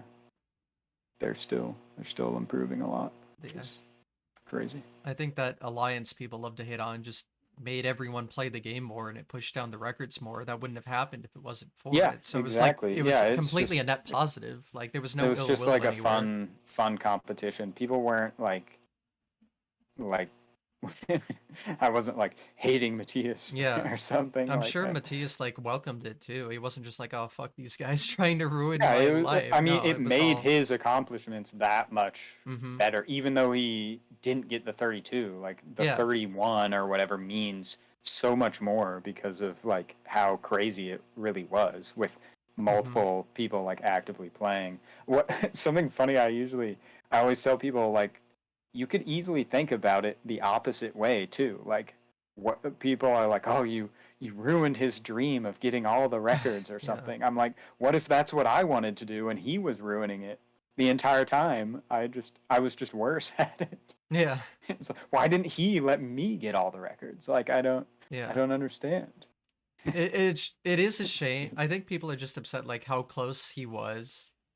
Like yeah, and literally like one jump in Jungle Parkway. he That was the definitely only had thing. it Yeah. too. Like yeah, he because like I remember like him on his DK sessions where it was like he was playing a lot and he had like a few attempts that where it was like the last shroom or whatever, like he had it. And I think at that point me and Dan both were just like I think we were watching that session. I don't even know if either of us were like playing too. We were just like, well, just watch and enjoy, I guess, kind of, because like it seemed like he was definitely going to get it like that Hmm. session. I don't even remember what record I ended up getting after that. Maybe it was Bowser's Castle Lap. Hmm. I got something that bought us more time, like the next day or something. Hmm. Um, Yeah, but Bowser's Castle. and that's probably still my PR Hmm. to this day. But yeah, and then I guess Dan probably got some other stuff after that too, and it just Yeah. that was it.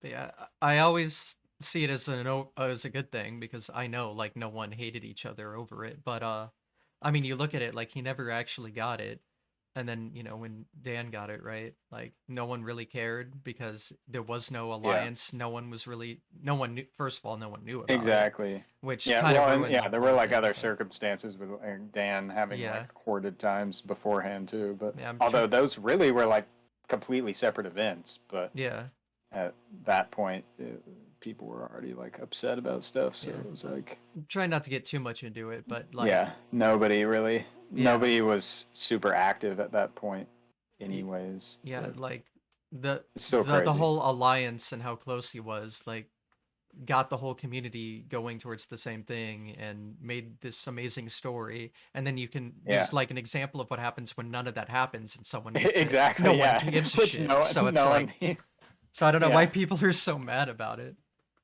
yeah. I don't know. I don't know. It's just People. funny to think about. Yeah, I guess people think it was like malicious, where we were Yeah. like organized in a like back room somewhere. Yeah. Like I don't even know how you would do that if you wanted to. Mm-hmm. Like if we were like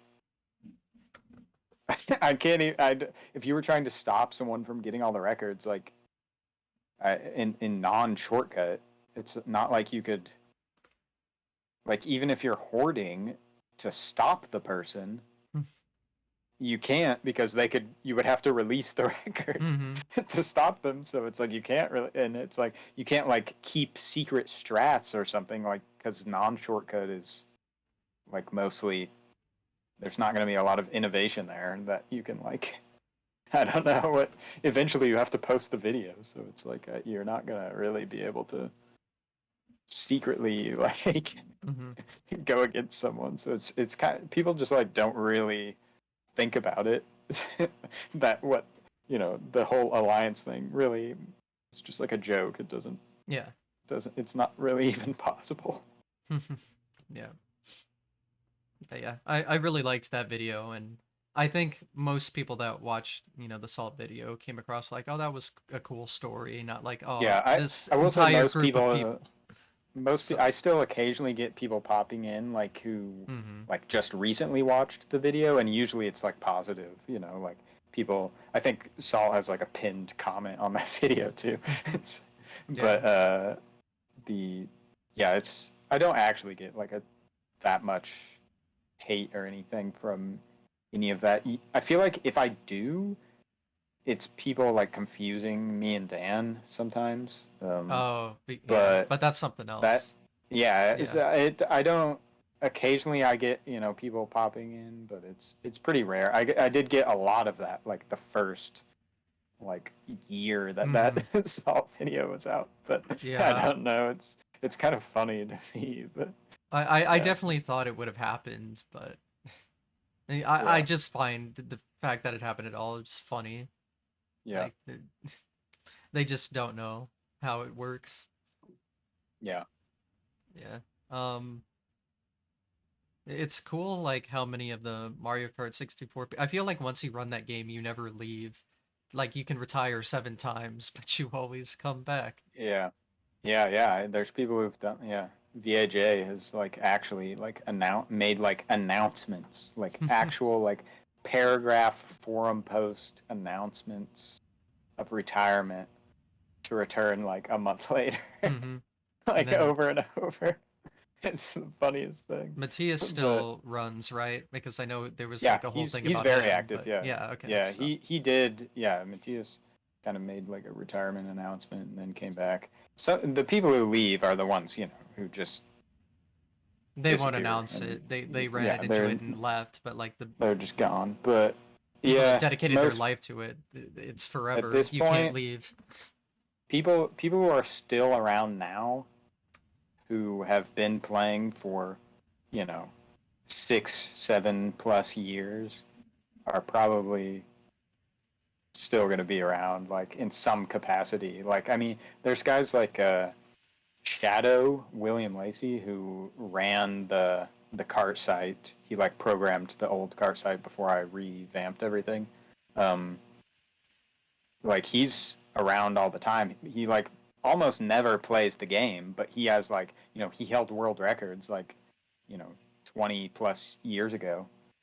But he's like still around in the community, like on Discord and stuff. Um, so it's like people would usually like kind of hang around if they've been once hmm you've been around for it's like a big part of your life if you've been playing a game for 10 years or more, kind of. So Yeah. but yeah, I've been you get some people who pop in for a few years and then disappear, and just how it goes. Yep. But most of the like, I think we're pretty lucky actually to have like most of the top players in Mario Kart 64 are like still around.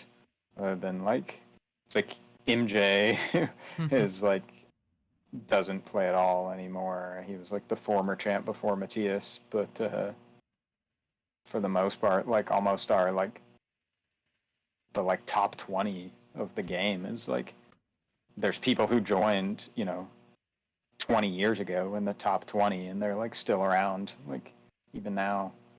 So there was a guy actually named Lars who joined the site like in the 90s, and he just became a non-shortcut god like Wow. like a few months ago, like like 25 years later, reached like our god standard status, which are just like those arbitrary times in the game, just like goal times. Hmm. He got The like standards. he got like the final one like 25 years later, which is so crazy to like come back and do that Yeah. when there's like people, like half the active players now were like born after the game came out, so Yeah. kind of crazy to think. Yeah. Speedrunning's for all ages, Yeah. so Exactly. it works Yeah. out. Yeah, Yeah. that's crazy how long you can do that. 90. I mean that's longer than Andrew G, and he's like the person people think of that's been around Yeah. Yeah. forever. It's Yeah, a lot of wild. these, I think, like I guess specifically like GoldenEye and Mario Kart 64 are like games that had like their own Hmm. websites and leaderboards and stuff set up like very early on. So it's like those communities have been established for so long. Hmm. Well, that's very cool that people are around as long as like the history has existed, almost. Yeah. And Yeah, it's cool. the people that are I really like good never like really truly leave, it seems. So it's exactly. always Yeah, pretty and it's accurate. nice that we can do like meetups and have like tournaments and stuff, and it's like a lot of the time those same people are like still showing up, Yeah. which is cool. Yeah, I do enjoy those 4-player Yeah. tournament It's like things. even the people who don't really play time trials anymore will like still show up to those, and so that's cool.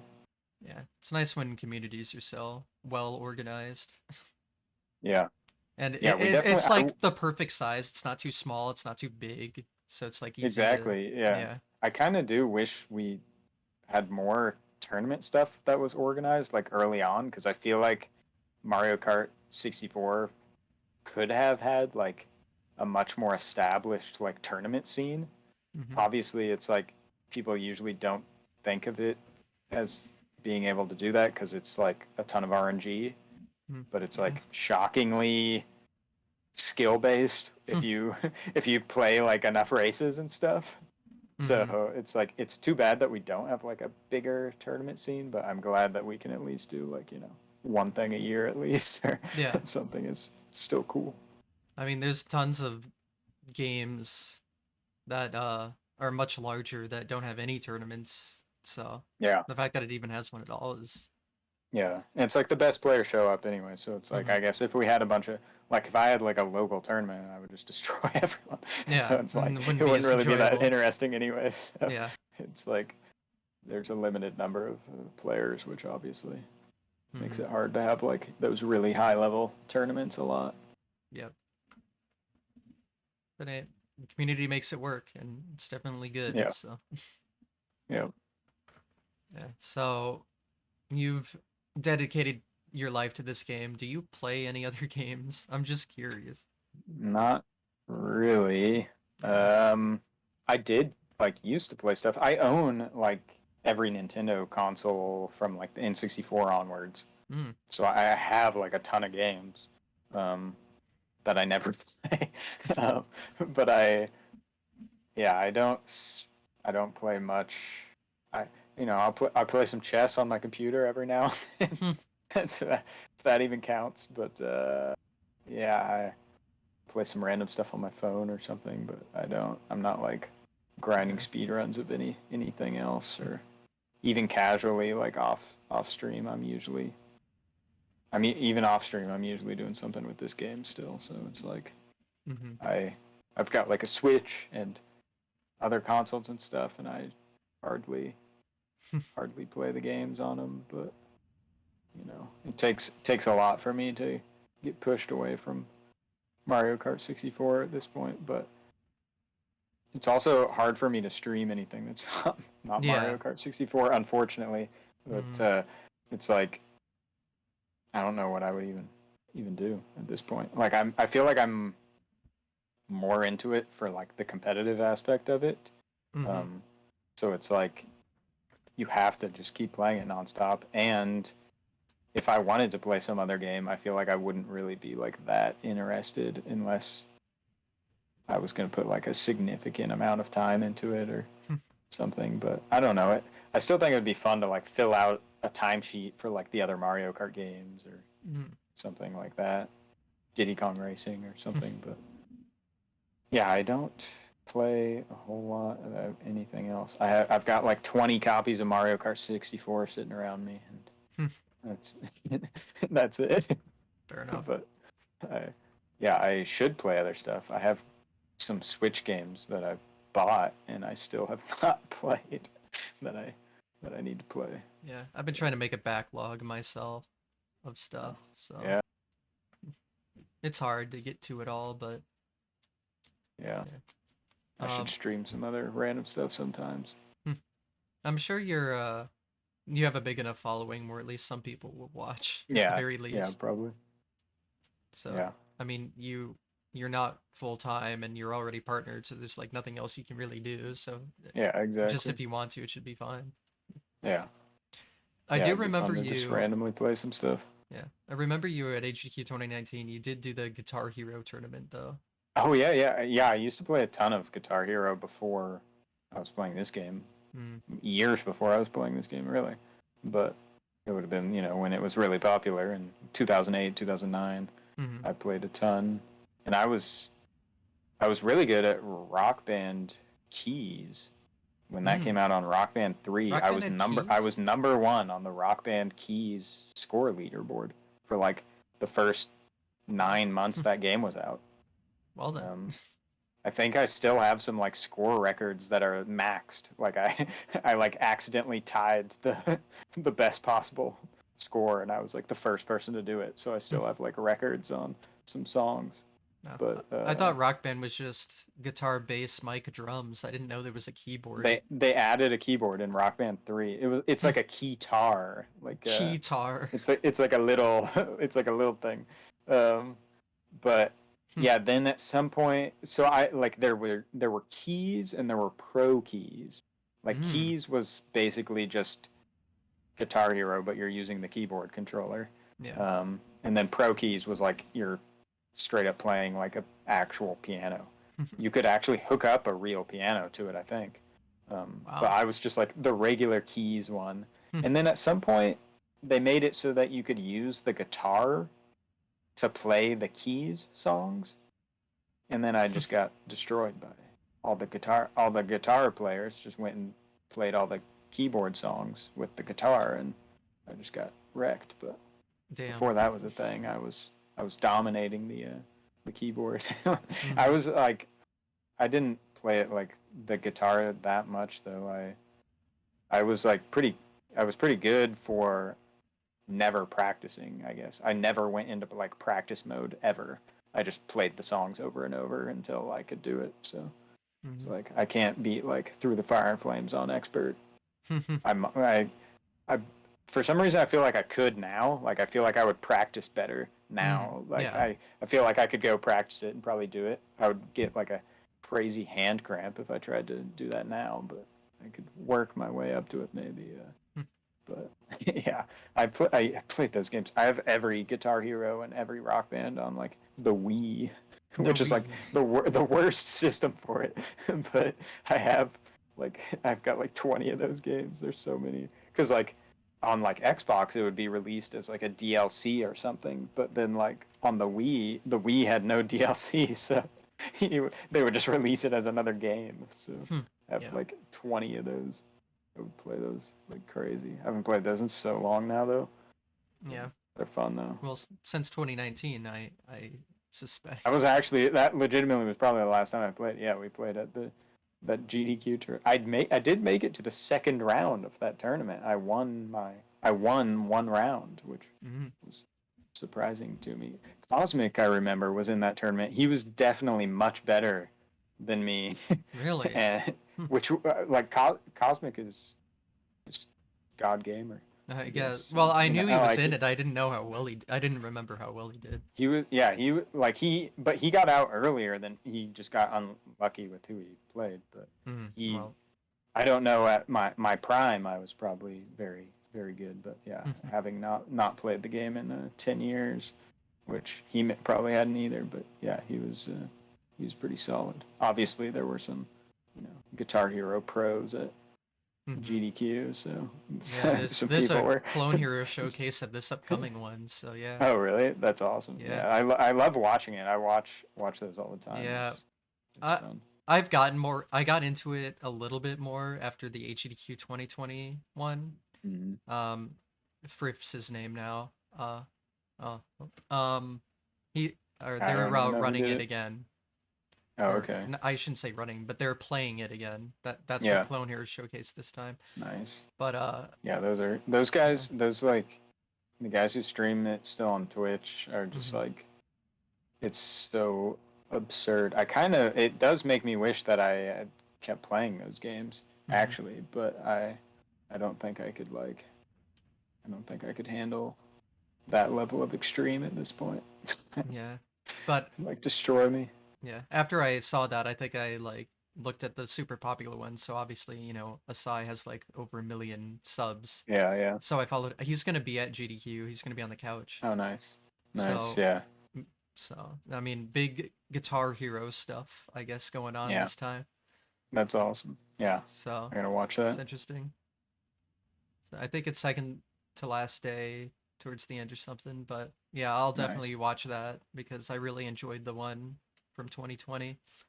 But Yeah. I remembered you playing it because I was recently looking at the HDQ photos, and there was Oh, a yeah. photo of you playing it with like Oh, Ted. really? Yeah, there's a photo of you like Ted was behind you looking, and then I had some dumbass look on my face behind I feel you. like I vaguely remember that, but yeah, Yeah. I probably haven't seen that picture since like that week or Hmm. whatever. I was just That's like, oh funny. yeah, the Guitar Hero thing. I The remember. rare, the rare Guitar Hero photo. That's funny.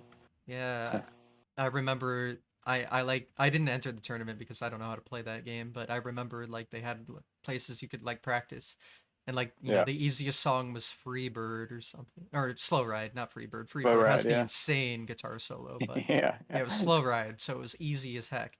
And I played on Yeah. easy, and I still barely could do it. I was like, Oh gosh. how? Yeah. This is something you need to like learn how to play almost. Yeah. Yeah. You definitely have to practice that a bit, which is yeah, probably takes a while. Oh All right, the yeah. first guy I played, I got stuck in the bracket playing like the guy who won the tournament, the first person I played, Hmm. and it was you got to like pick what song you played. I was like through the fire and flames.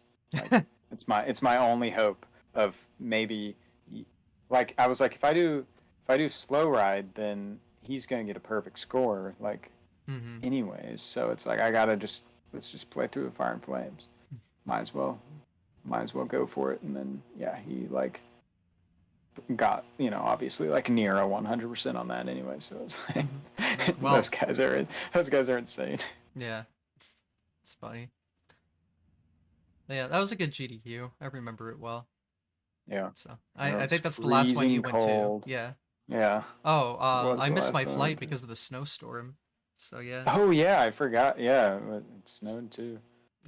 it was cold, all I right. think yeah, yeah. It was way too cold for me. Never again. Well, they were in Orlando for a year, but then I know. Florida Yeah, turned out to be a yeah, shitty place. So I don't know where they're yeah. going to be next time. Yeah, And well, I guess the summer ones are usually like in summer ones are always in Minneapolis or Minneapolis, which is like yeah, perfect weather because yeah, it's colder up there in the winter, but you're there in the summer, so it's like yeah, perfectly exactly. It's average not too weather. bad. It's nice. The only bad part is all of Minneapolis is like shut down at night or nothing's open. So I guess, well, when I was there, there was a Grand Pooh Bear has a little event he does around the country, oh and yeah, yeah, he was there, so I went to that, and I mean that was fun.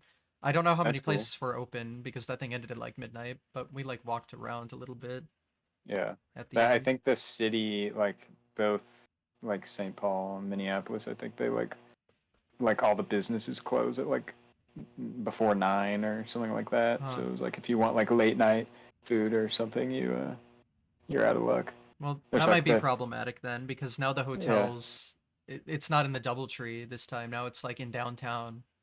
So, yeah like I've been there when they were previously had done it like right in the middle of downtown. oh, It was they like went back to the old hotel then. I Okay. think The so, yeah. Hilton. So Yeah. I don't even remember what hotel it was, but like they were definitely like in the middle of downtown for sure. Okay. So, But it was cool during the day. Yeah, it was like you can walk around everywhere through the. They've got the cool skywalk things or whatever. You can like hmm, walk through the city without ever going outside, hmm. Oh yeah. which would be nice in the winter. But Yeah. yeah, That's probably why they have it, because it gets so actually, cold in the yeah, I winter. do. I You asked about GDQ stories a bit Hmm. ago, and I just now remembered that there was one year where I don't know if this was I guess maybe this was the first one I went to, and the only thing open in Minneapolis, like in the middle of the night, was like some diner that was like Hmm. at the edge of downtown. It was like a 24-hour diner that people were going to, but there was like a bunch of like homeless guys standing outside hanging out, which is fine. Yeah. But then when we left, like one guy started following me and my brother Mm. all the way back to the hotel as we were like it was like a 2 mile walk or something, and the dude was just like following us the entire time, and I was just like uh, need something. Needs something. Eventually he got distracted and ran off to someone else, but Making sure you yeah. got there safe. Yeah, I don't know, What a nice fellow. it was like a little bit scary, but Oh, no, he left us alone eventually. well, Eventually, he ran off to someone else and was like, "Hey, wait up for me, guys." We were like, "Nope, we're not gonna wait up. We're what do you gone." mean wait up? We don't know you. Yeah, That's crazy. Uh, weird. you know that I remember this. I don't know if you do, but that's not the only creepy story Oh yeah, at a guy yeah. at a There was GDQ. the dude at McDonald's. Yeah, Yeah, okay, you I remember. totally forgot about that. Yeah, Okay, true. yeah. There was like that dude that we were just inside of McDonald's, and there was a guy who was like a little bit crazy. He was like trying to start up a conversation with us or Mm-hmm. something. Yes. Um, Because and Ted had ran off. eventually I just cut that conversation off like hard. I don't even remember what I said, I, but he uh, was like he was talking to you for a while. And yeah, I was just like, well, what? yeah, I mean, I don't want to be rude, but Yeah. at the same time, yeah, I didn't really know how to handle that situation, I I guess. could tell he was like crazy enough that like he wasn't gonna be offended by Yeah, I guess, us just but like hard cutting off that conversation. I, but yeah, like, yeah, it was It was like, Ted, you and I went to McDonald's. Ted had to do a smash thing, so it's just us, and then yeah, yeah. the wildest questions, like Yeah, he was like how asking us why we were in town and the like stuff. I yeah don't know. the the one that sticks with me that I remember very well. He's like, so we asked like where you're from or whatever, and then he asked like, how did you get here? And I said, I don't know, an Yes, that's airplane. what I remembered some conversation about airplanes. And then Yes, he's that's like, what I was gonna where's the say. airplane? At the in the air. That's what I said. So strange. Oh no, it's in the air. Yeah, Uh, yeah, it just made that whole experience like so uncomfortable. yeah. But It's like, all right, it's so funny we're gonna thinking leave back now. to it. Yeah. Crazy, Oh my crazy god. people. I'm so glad I remember it, because looking back, it's just so funny. But I mean, it was definitely so like uncomfortable at the time. Yeah, I remember. It was like he was trying to like find information about us or something. It's Yeah, I like, don't know okay, what man. the. Yeah, I couldn't. I was trying to think of that too. I couldn't quite figure out what the guy's goal was. I think he was Yeah, just I think he was just a little out of it, slow. Yeah, definitely. he was kind of crazy, Hmm, crazy guy. He's probably drunk. maybe. Just drunk hanging out at at the McDonald's. 3 p.m. or Yeah, whatever it exactly. was. Yeah, the McDonald's was super crowded too. Like Oh, it there were was a ton of always people in crowded, there. yeah. Yeah, so it was like wasn't just like we were the only people in there. So Yeah. A lot of GDQ people went there. It was just right on the corner, like across the yeah, street. It exactly. was It was pretty the easy to get to. closest place. Yeah. But yeah, I just I just had to tell that story because I don't think I'll ever forget it. It's so wild. Yeah. Like the craziest rando moment I've ever Yeah. had in my life, probably. Yeah. It was pretty weird, but Yeah. yeah, you get a lot of those kinds of people out in bigger cities, especially. Yeah, I don't go into cities often, so Yeah. because if I Yeah. go into the city I live near, I'll get shot. So it's one of Yeah. those. So I don't You go there. gotta stay away then. Yeah. Yep, gotta stay away. Uh, yeah. Other than that, though, that HDQ was good. You know, Yeah. Yeah. other than the murder hallway, but Yeah. Oh yeah. that just sounds bad out of Yeah. context. The, the crazy hallway that you have to walk like 1,000 feet through this like sketchy construction hallway or whatever. Yeah, and it was like one way almost. It was so Yeah, thin. yeah. That was weird. I guess it was construction It though. was Like, is that yeah, they they were were just remodeling the yeah, hallway. yeah. I So, don't yeah. remember like it was kind of weird that they just made like a tiny little hallway though. I mean, it worked. It was Yeah, funny. It was like you were getting teleported to the GDQ yeah. It was kind of cool because actually. like the hotel and it's like it was a very nice venue, but it looks so Yeah, different to the hotel. yeah. I remember I had to stay at a different hotel actually because they overbooked Oh the yeah, I hotel. remember I that. got there and they were like, "Sorry." I was like, "Really?" Like, Yeah. seriously? But at the same time, they gave me my entire hotel for free. So, Oh well. and then Haddock, who was with me for commentary, he hmm showed up separately. Apparently, his plan was to just sleep in his car or something. Fair Um, enough. and I was like, dude, I've got a hotel with an extra bed too. Like No, they they gave give you two me. better. Nice. So we got two people in the hotel for free instead of like what would have been like $2,000 or something insane at the main GDQ hotel was like super expensive. Mm-hmm. So That's pretty sick. yeah, it was Yeah. like huge amount of money saved, I guess. So I just had to Meanwhile, pay for the flight, and that was it. yeah, I wish we knew each other better then. I could have used that because what I had to Really? do is I had no one.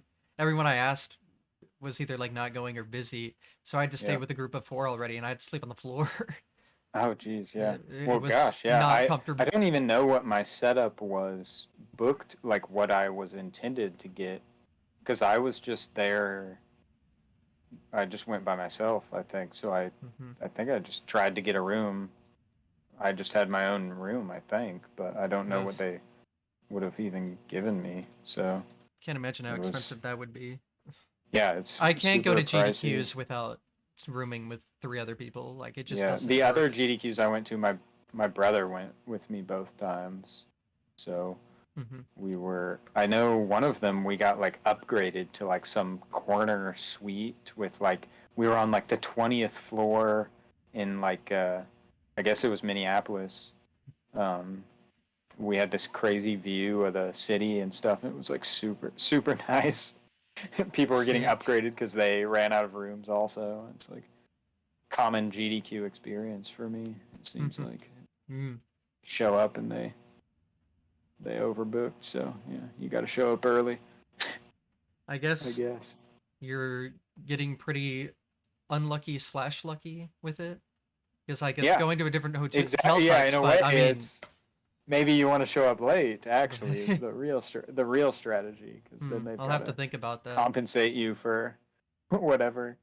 Yeah, Because I mean, because obviously they can't. Yeah, it's like I guess maybe legally they can just tell you too bad and refund you, and then you have to figure it out yourself. yeah, I guess Luckily, that wasn't the case yeah, for me, but it's probably easier yeah, since you like had to be there. Like you're in the event, you kind of just have to be exactly. there. Well, yeah, that too. I mean, it was entirely the hotel, Yeah. staff that was like doing this, but they probably don't want, I'm sure this happened to tons of people.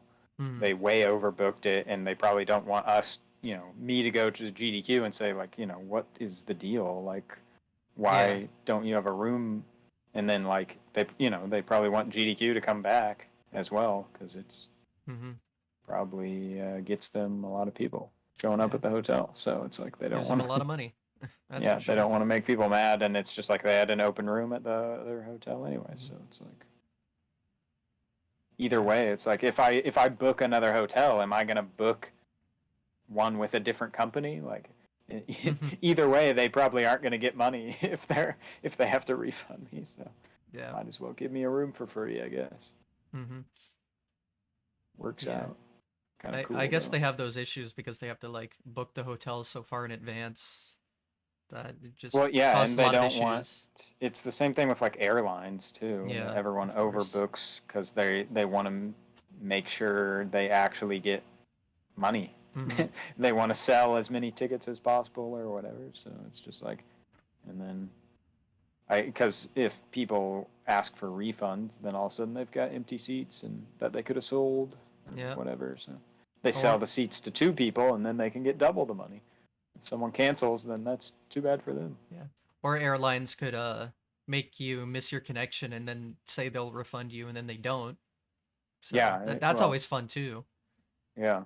And they actually have to like compensate you some certain amount that's like required legally in the US, I guess, Yeah. but it's like it might be less than the price of the ticket, so you're Yeah. out of luck. I guess usually they'll tell you you can go on the next flight though, at least, Yeah. but if But you leave the airport, then you don't get anything. So you got to sit in the airport for potentially hours and hours for the next. yeah. Which, yeah, and hotels are basically, I guess, the same concept. I had a whole debacle in March. I won't get into it. I could rant about it for half an hour, but Yeah, I'm just out $100 now thanks to things that weren't even my fault. yeah, yeah, I love yeah, yeah. airlines. Very, very cool. I'm lucky that's never actually happened to to me. I've flown like a pretty decent amount, especially when I was in college. I was flying a lot, and I luckily don't have a whole lot of bad plane stories, Yeah. Um, which I think is that lucky. that specific airline was the really shitty one, so I just learned never to use them Bad again. reputation. Oh Yeah, yeah. But it was either pay like 170 to use them or pay 500. And I was like, exactly. well, Yeah, I'm not paying 500, so I yeah, guess I have to. yeah. Me being in Arkansas here, I don't have a whole lot of flight options, unfortunately. So Yeah. I end up getting stuck with the $500+ flights pretty much no matter where I go, Yeah. which is sad. If I go to like speed run events, I usually get tickets for $200 to $300 without much of an issue. Oh, dang. Especially I to don't think SGDQ, Minneapolis. that's I'm not even in the air for an is hour. that round. Wait, is that round trip or just one? Round, yeah. Yeah, there's no way I'm getting a round trip anywhere for like less Hmm. than $500. Like Yeah. to, I guess unless I like flew somewhere that I could have just driven to. I guess like Yeah. if I go to like something that's 2 hours away. Even then, I would actually be surprised. I can't. Yeah, there's not. We've just got like a small airport. So Yeah. My flight ticket to SGDQ this year.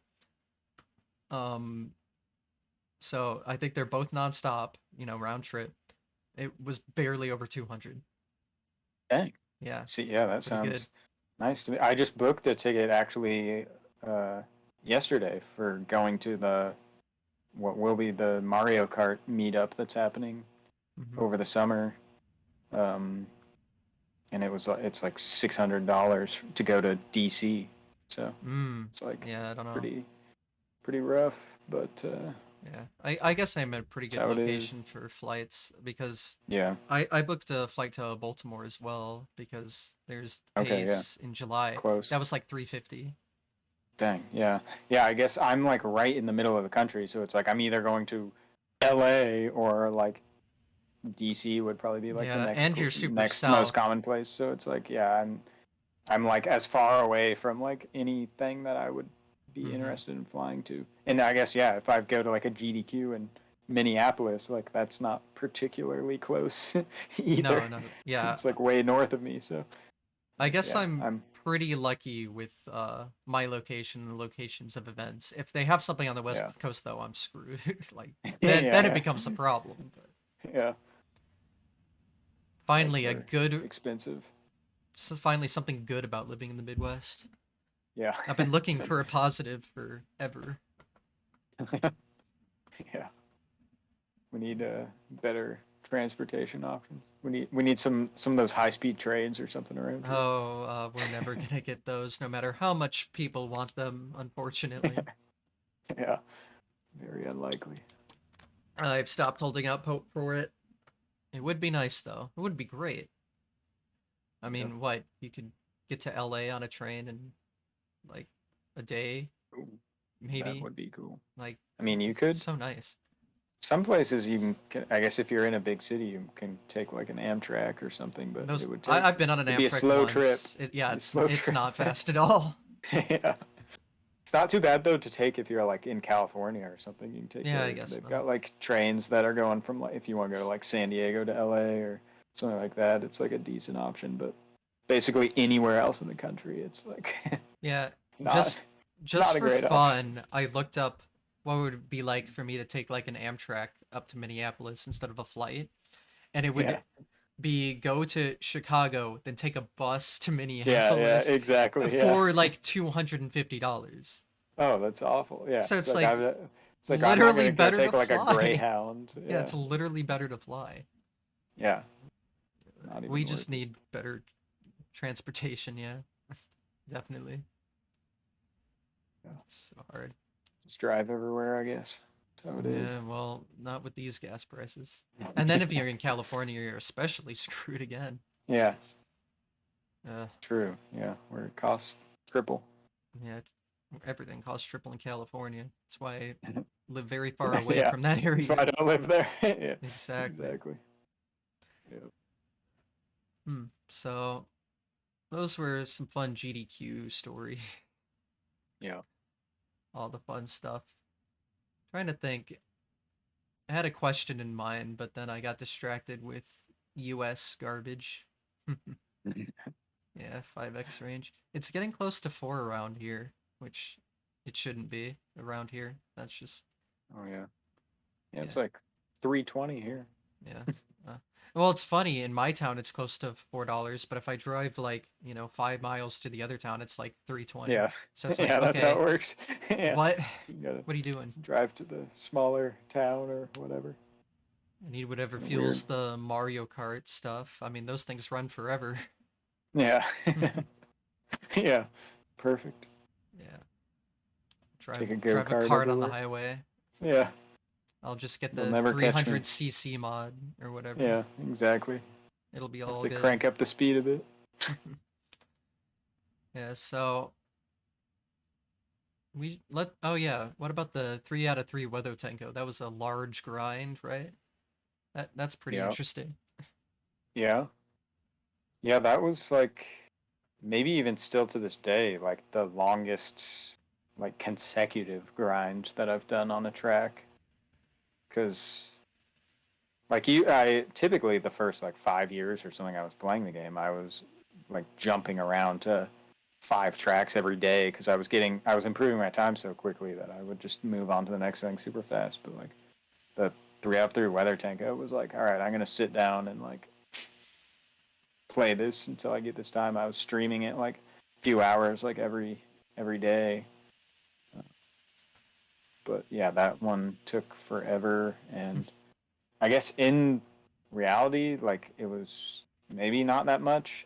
I was playing it for like a couple months on stream, but like if you, I guess hours wise, it was like 100 hours or something, which like as far as like speed running goes, maybe is like not really that crazy. But I mean, 100 hours of uh, throwing yourself into a it's wall it's a is, lot, yeah, yeah, for that's a just bit. like restarting the first 2 seconds of a race over and over, um, like thousands of attempts. But yeah, I mean it improved my hit rate like an absurd amount, and it's a cool shortcut too. So it's yeah, I'm glad that I was able to improve it a lot, and even since then, I've improved it multiple times. I don't. It's kind of weird looking because I had all those stats and stuff when I was Mm-hmm. doing it, of like hit rate and everything. It's interesting when I can like look at my hit rate of like those last few sessions I did, and just those sessions alone, my hit rate was like, I don't know, 6 or 7% maybe. But it's like if I do weather tango attempts now, it's like 15%, and I have no idea why, because like I'm not like grinding weather tango attempts daily. Like I'll do like a 3 out of 3 session like once a year, like just like On the for fun anniversary. to, yeah, to Yeah. like try to improve the record or something. It's like my You hit always rate seem is to like do it though. way, yeah, and I can get a 3 out of 3 weather tango within like a few hours now, like relatively easily. So it's like my hit rate has somehow like doubled even over the years after hitting the initial 3 out of 3. But uh, I guess it only gets harder as the time is more optimized. I have to be a little bit more aggressive with firing the mushroom and slamming into the wall. I can't line it up as long, but yeah, it's a pretty strong record at this point. Yeah. I mean, I remember watching Salt video, but I forget like how many attempts it took for 3 out of 3. It was like 20,000 something, Yeah, right? it's It like was like 26,000 something, it's I wild. think. So yeah, that's a lot for sure. And that was just like the 3 out of 3 grind. Like when I was Mm-hmm. sat down and was like, all right, I'm gonna start counting from 0. Here we go. Like I already had a 2 out of 3 at that point. So it was like, Wow. so who knows how many attempts I did before that Mm-hmm. at just hitting the weather tanko. But it's like it's definitely easier for people to hit a 3 out of 3 now because you can kind of copy whatever, like the way that I'm doing it is definitely much more consistent than like how people were trying to do it in the past. But at the same time, it's like easier for me to do because the setup that we use is just like whatever I was like naturally doing. So Yeah. it's like makes it nice for me to be able to do the attempts. But I can't imagine just like trying to hit a weather tango from scratch at this point. It's like a super difficult shortcut. So it's cool that you can like improve the consistency to some degree on it though, at least. Mm-hmm. Was that? I mean, I think I know the answer, but was that the hardest you ever popped off at something? Oh, for sure, yeah, man. I I've maybe been pretty excited about some records off stream before. Hmm.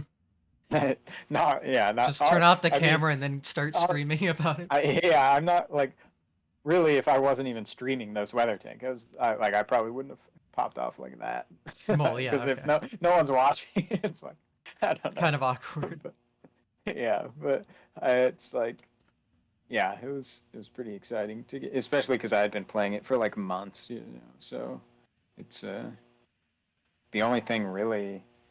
I guess there's been other stuff that I've played like for more time to try to get the record, but it wasn't like consecutive like that.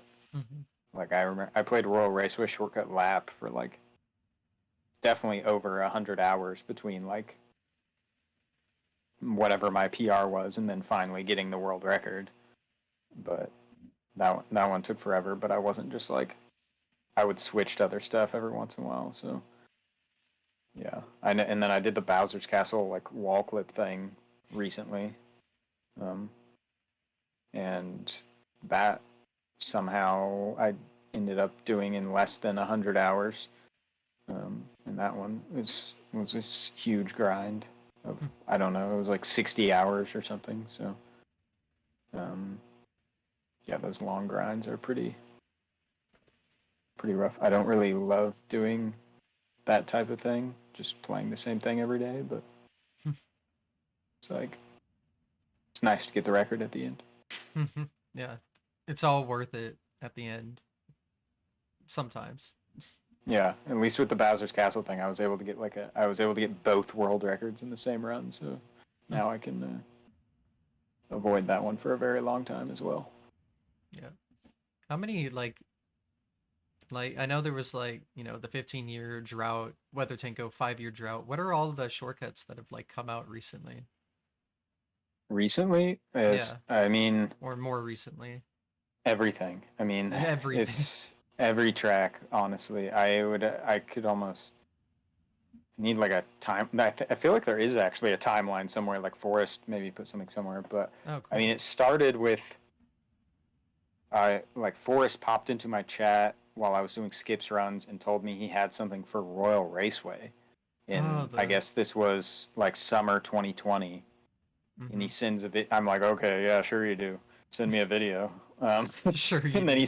he sends me a video, and I'm like, and it was like some convoluted setup, but I like immediately realized what was going on Yeah. because it was very similar to like a different thing that I had already found. Mm-hmm. And I was like, how did I not find this? And I was like, this is definitely a like a full lap skip on Royal Raceway, which is the shortcut we do with the like red shells Triple jumping reds, onto the yeah. wall. And I like jump in and try it. I'm like, oh my god, this is definitely a thing. It was like really difficult to do, but yeah, it worked. And then like not I don't even know. It was very shortly after um, he found something in Toad's Turnpike using some shells and crazy stuff. And then some of us were like, wait, I think this will work in time trials. And that was like when the time trial hype began. It was like, all right, this is our first new time trial shortcut in 6 years.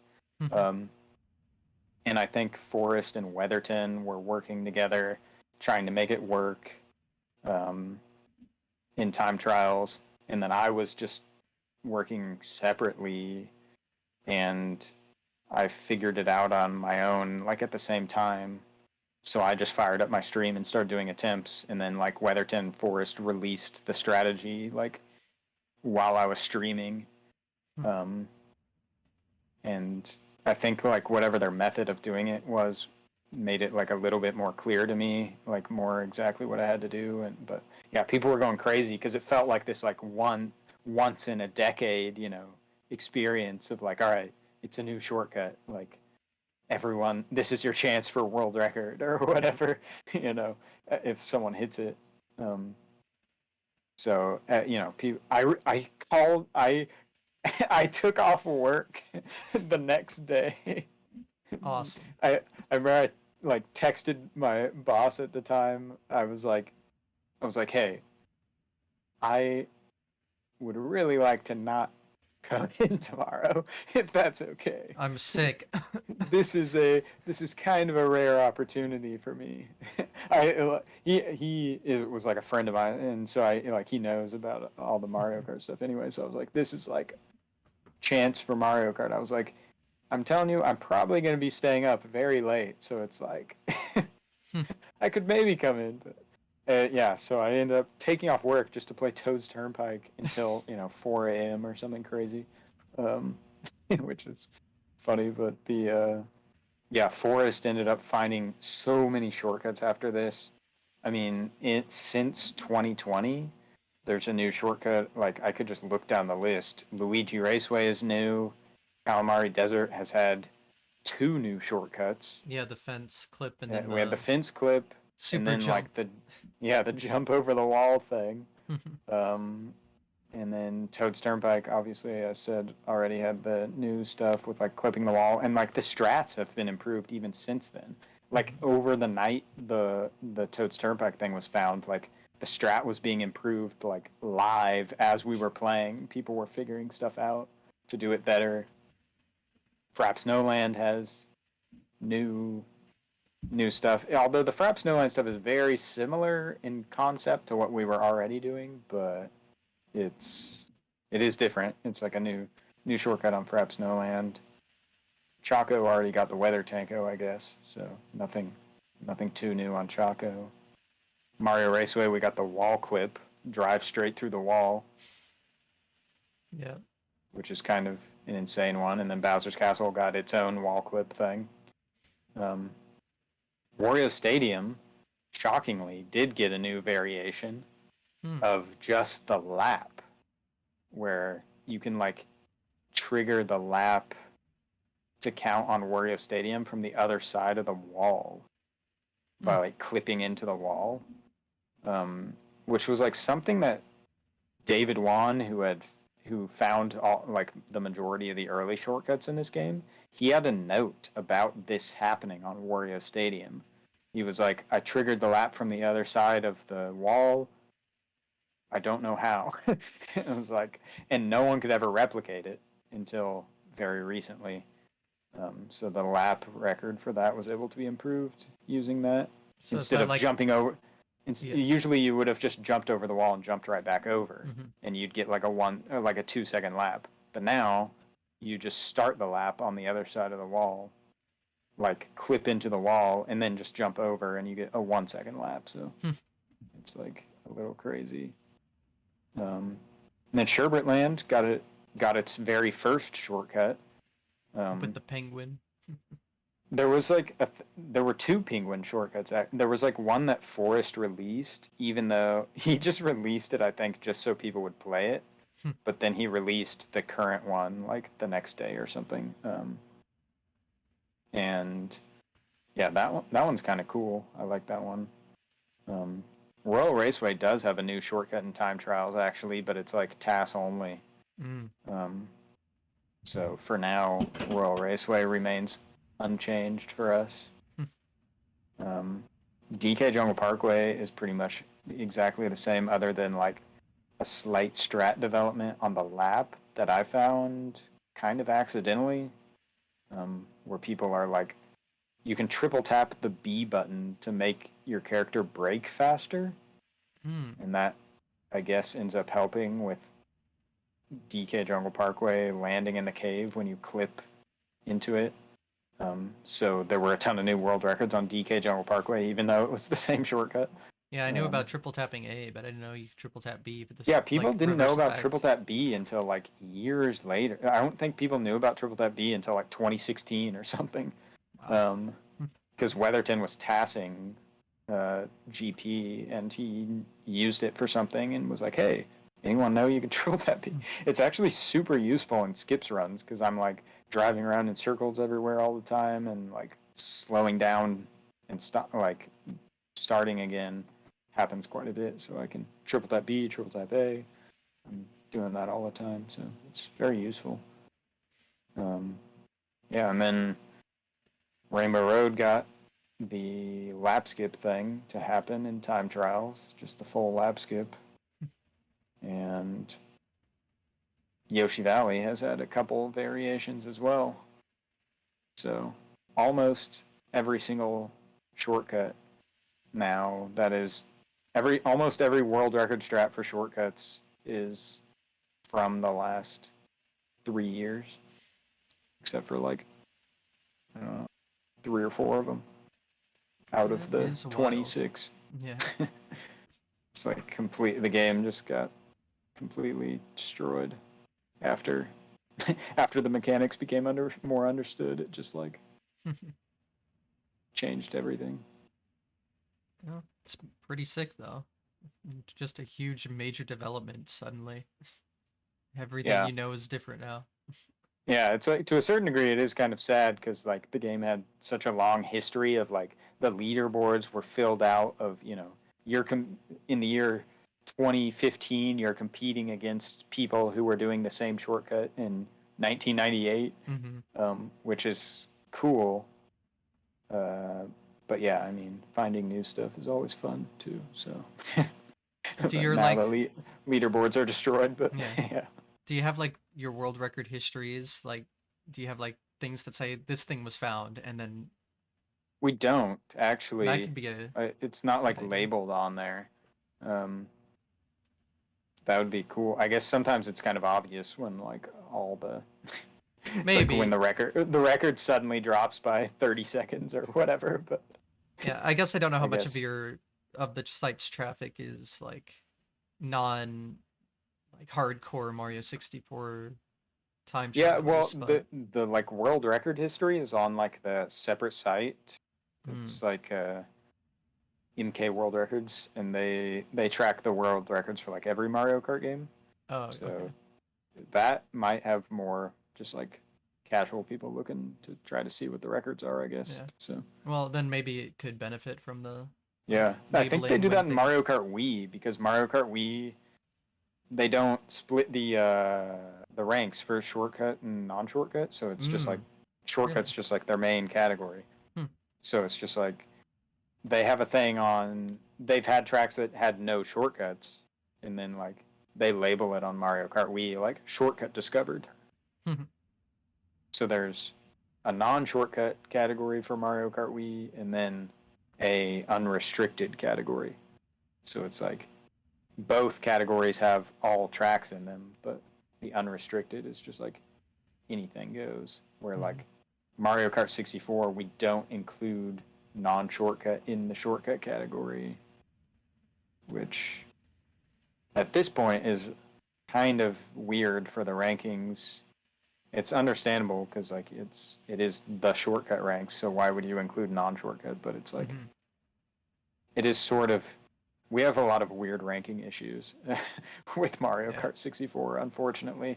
Some of it's also like your time doesn't count as a shortcut time on the ranks. Like it counts as a shortcut time, but it doesn't get ranked unless you beat the non-shortcut world record, which is pretty much free with every shortcut. Like you're destroying the non-shortcut world record, so it doesn't really matter. Except DK or not DK, Bowser's Castle. The wall clip thing only saves like 1 second, so most people can't beat the non-shortcut record by even if they hit that shortcut. So it makes for kind of a weird situation. Although to be fair, most people can't beat their own PRs if they hit that shortcut as well, because you can only beat your own PR if you just like YOLO it through the wall, which is absurdly difficult. So. But it's like if we were using just unrestricted fastest time rankings, like Mario Kart Wii, then, well, if you beat your own time, then that's just the time that would be used. Whatever your fastest time on the track is your time. Like, so I think the way we do it, I think confuses people, but it's like, that's how it's always been done. So, people like the history. People like the history of it. There is a ranking on the site where you can look at the unrestricted. We call it like fastest times. So you can look at it in that format on the shortcut ranks. There's like a toggle for it, but people don't use it as like the main shortcut ranking. But maybe someday. Enough. Yeah. No, that's still cool. But yeah. It's funny when you consider them different categories that like even if you get a slower shortcut time it wouldn't count or whatever that was. Yeah, it'd be kind of sad too if someone. I mean, it hasn't happened, but it like theoretically could. Where if someone like, I don't know, YOLO'd the wall clip on Bowser's Castle, but like, I don't know, kind of messed up their driving or like hit a thwomp or something. Yeah. Then it just like wouldn't count. I mean, you can do the shortcut super easily with a setup too. You can just come to a stop and like line it up, and you'll get through. But that's like way slower. Yeah. That's way slower than just driving around. So it's like it doesn't really make sense for people to be like forced into competing for like a long cut in the shortcut category. Like if you're not saving time with it, then like what's the point? Yeah, it sounds like a rare situation, but it is. It also sounds like the way it's done is, as an example, like there's glitchless SMB1 and any percent. It sounds like you couldn't get like if you're like the glitchless world record's a 502, so that means like you like can't get a any percent time that isn't a 502 or better than. Like that would be the same thing. Oh yeah, that's kind of weird. Well, I guess in theory, are you guys like allowed to just submit? Could you, in theory, submit a glitchless run to the to both categories? Yes, you can. See, that's the weird thing about Mario Kart 64 is that you can't do that. Okay, so that's the weird. That's what the fastest times ranks. Yeah, that's like what Mario Kart Wii is doing, where it's like your non-shortcut time would count on the shortcut ranks if you didn't have a shortcut time, which I think in the past, some people thought that's how the ranks worked. Calamari Desert used to have this issue as well. The shortcut would save like 1 second. And I think there's not a lot of people on that leaderboard with old times. One, because the shortcut was found in like 2000 or something, so a lot of people were already gone at that point. But I think people were confused because there were two cases. It's like they would do the shortcut and then not beat their non-shortcut time. So then they were like, oh, well, this isn't my best time, so I'm not going to submit it. Mm-hmm. So then we end up with a bunch of people not submitting it. But then we also have people who want to fill out their timesheet. They're like, oh, I've done every shortcut except Calamari Desert. I'll just submit my non-shortcut time. Surely that's allowed. Mm-hmm. Which is not. It's not allowed. Yeah. But we had times that were sitting on the ranks for like 20 years that no one ever noticed. Was just the person sent in their non-shortcut time as a shortcut time. Mm-hmm. No one ever noticed like that happened. It makes like weird confusion, and like it's a little bit strange for people. But at least now the new site, people aren't just like emailing in their times like they used to. It's like you actually submit it directly to the website now, and some of that stuff gets figured out automatically. So people can't like accidentally do weird stuff, I guess. But I mean, I guess you could just punch in whatever time you want. But yeah, I guess the way it's done both does and doesn't make sense depending on how you look at it. It does. It makes sense to a degree, but yeah, there's like limitations to both. People get mad about, both.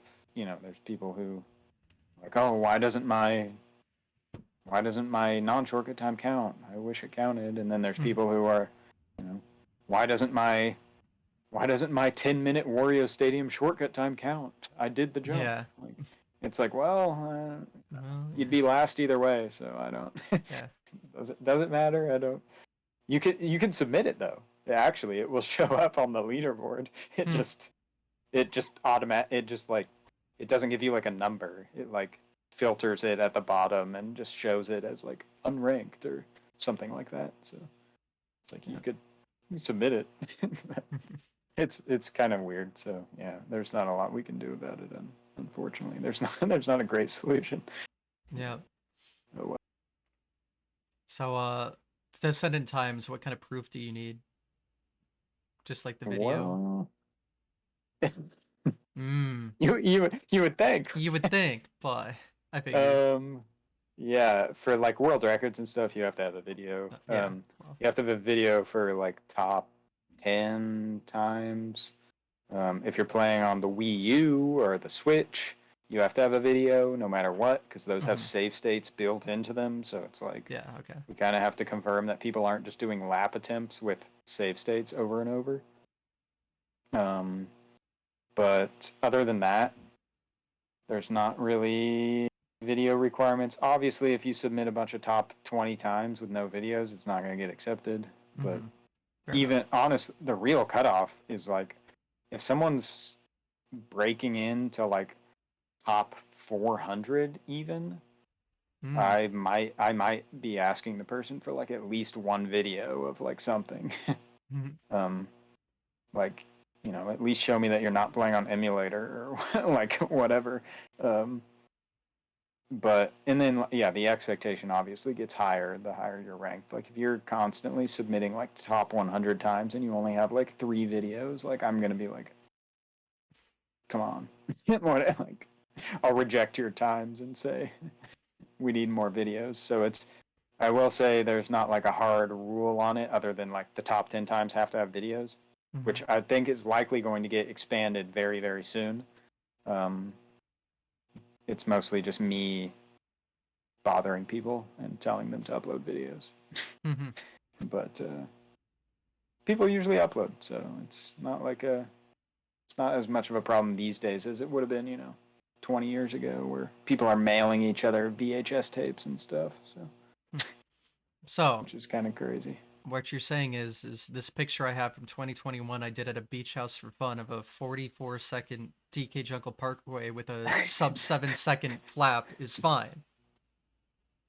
Probably, honestly. Hell We'd yeah. probably get accepted. I don't know why that's still on here, but I guess I thought it was pretty cool. It was 3 out of 3 clip Oh, nice. without out of bounds, so I guess that's Yeah, why I yeah, thought it stuff was like that cool. would probably get approved. The- Great. it's usually depends on how high ranked it is. Yeah. If it seems like reasonable that someone could like do the time like within their first week of playing the game, then Yeah. it's like, yeah, I'm not gonna stress over it too much. But I won't be submitting it, but oh, come it's on, just you now everyone knows about the times. You got mm, to submit it.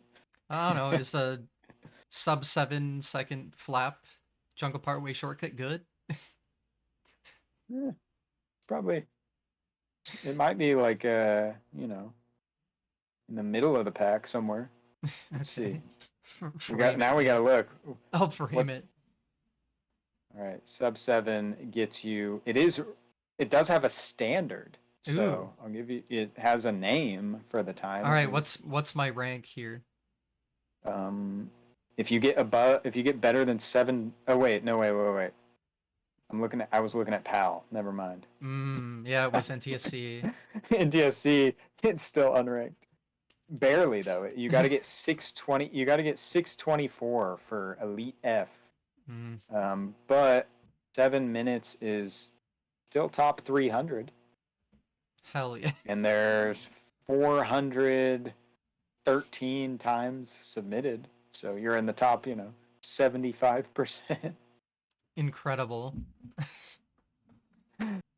Yeah, It I was a hard, hoarded hard bare seven. grind. Yeah. I don't know. I don't know if I'll get into the whole time trial thing, but I mean Yeah, that was fun to do. Fun to practice shortcuts. Just yeah. fun. It's fun to just randomly mess with a shortcut Yeah. and just like learn how to do a basic one. Yeah. Again, Improving it beyond that. I'll Yeah, definitely do full game, but I don't know about time yeah. trials unless it's just for practice, but I don't want to go through I feel like it'd just be too much work to like keep track of every individual thing I do and upload it and be like, here it is." Yeah, that's No. why. I mean, that's why there's really not necessarily an expectation to upload. It's way more convenient now, I'll say, because you used to have to email your times. Mm. So it's like now, if you have an account on the site, you just you just select the track, punch in the time, and hit submit, and that's it. Like you don't have to Okay, well, do anything else. So it's super easy now, which is nice. But that's yeah, better. for the But most part, yeah. It's like there are crazy people who are ranked like 1,000th and upload a video of literally every single PR they submit, and I mm, cannot believe that. It's great. I love it.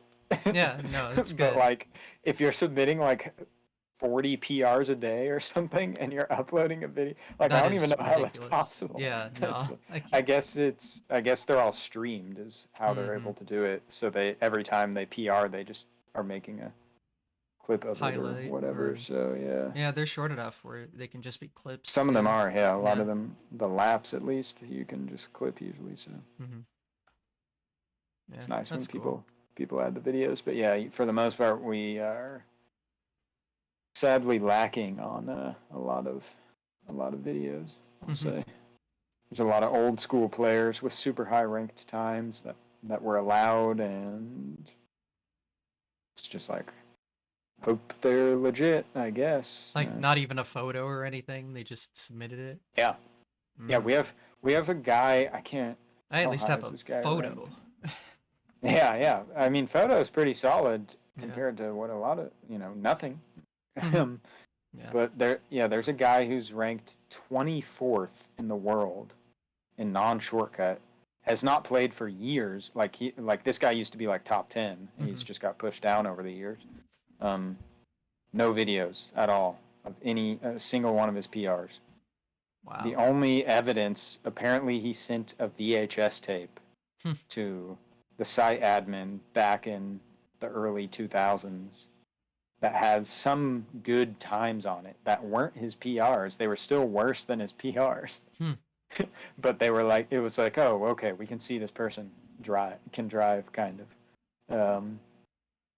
But yeah, it's like kind of insane that we have people who are that high ranked with like essentially zero proof, which Mm-hmm. obviously we would not allow like in these days. But Yeah, I don't know. That sounds like some Twin Galaxies shit.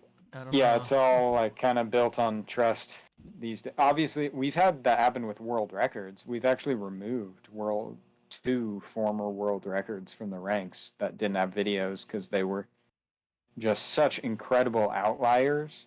Mm. Like a person comes back after not playing the game for 2 years and drops half a second off the world record, which in Mario Kart is completely absurd. Mm. And the rest of his timesheet is nowhere even near that level. And he has no video of it at all. And so it's like we had the time stayed on the ranks for 20 years, but then we're just like, this, we can't leave this up here with no proof. Like, it's just crazy. Even though there is a chance the guy actually drove the time, he has since, in like a couple of years ago, he came back and posted a picture of, or he made a video of him booting up his console and the time was on there.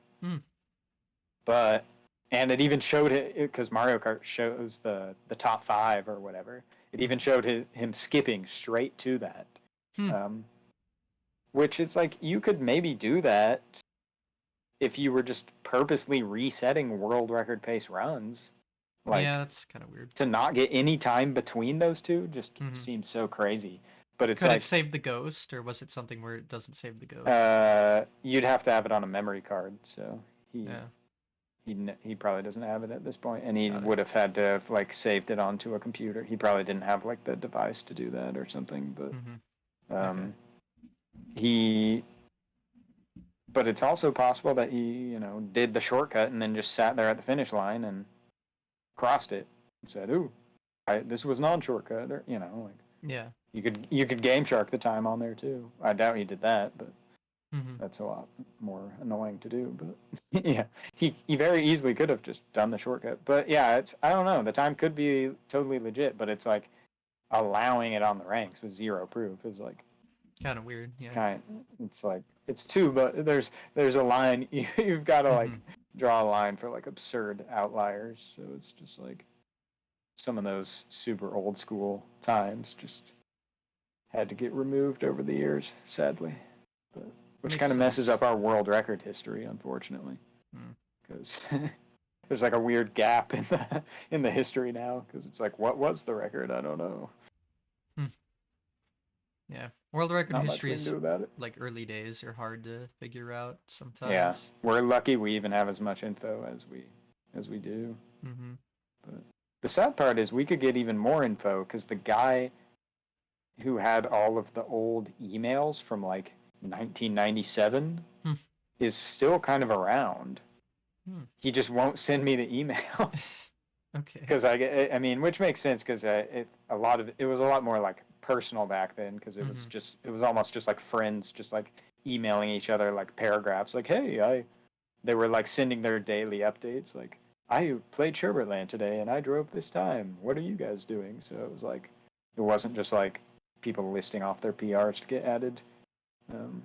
So, I mean, it's like understandable that he might not want to just share all those emails, but they do have probably a former world record history that we're missing. So it'd be nice. Maybe. Yeah. And then who knows, what the Japanese times were. It was like totally lost history. There were no Japanese rankings or anything, so nobody knows. Yeah. I can just say I got the world record in 1997 before I was born. Just take my word for it, please. Exactly. Yeah, take my word for it, guys. It's on the cartridge. I gotta. It's on the cartridge. Submit like a really blurry photo. Like, we have pictures like that. There was a guy picture for my TV at -2 years. Some guy drove a 0-second lap on Royal Raceway. It was one of the glitched laps, which we have now confirmed is actually possible. We just couldn't ever figure out how he did it. And it was always likely that it was legit, but we kind of thought it was like a cartridge tilt or something. But it has no video because he drove out of bounds. Yeah. All we have is this like blurry photo of 0, which is kind of funny. It's like, I don't know. No one could ever replicate it. But, yeah. Old photos and videos are always funny to see where people like people take like a 240p video, and at the end of the video they like zoom their camera into the time in the corner of the screen, like dramatically. You mean Always. VAJ from back in the day? Yeah, VAJ definitely has those kind of Accompanied with videos. the loud shouting. Yeah. Classic. those are the best. I love Oh yeah. those. Oh no. I remember being introduced to those and I was like, this is what speedrunning's all about. Yep. Gotta have the hype. Definitely. So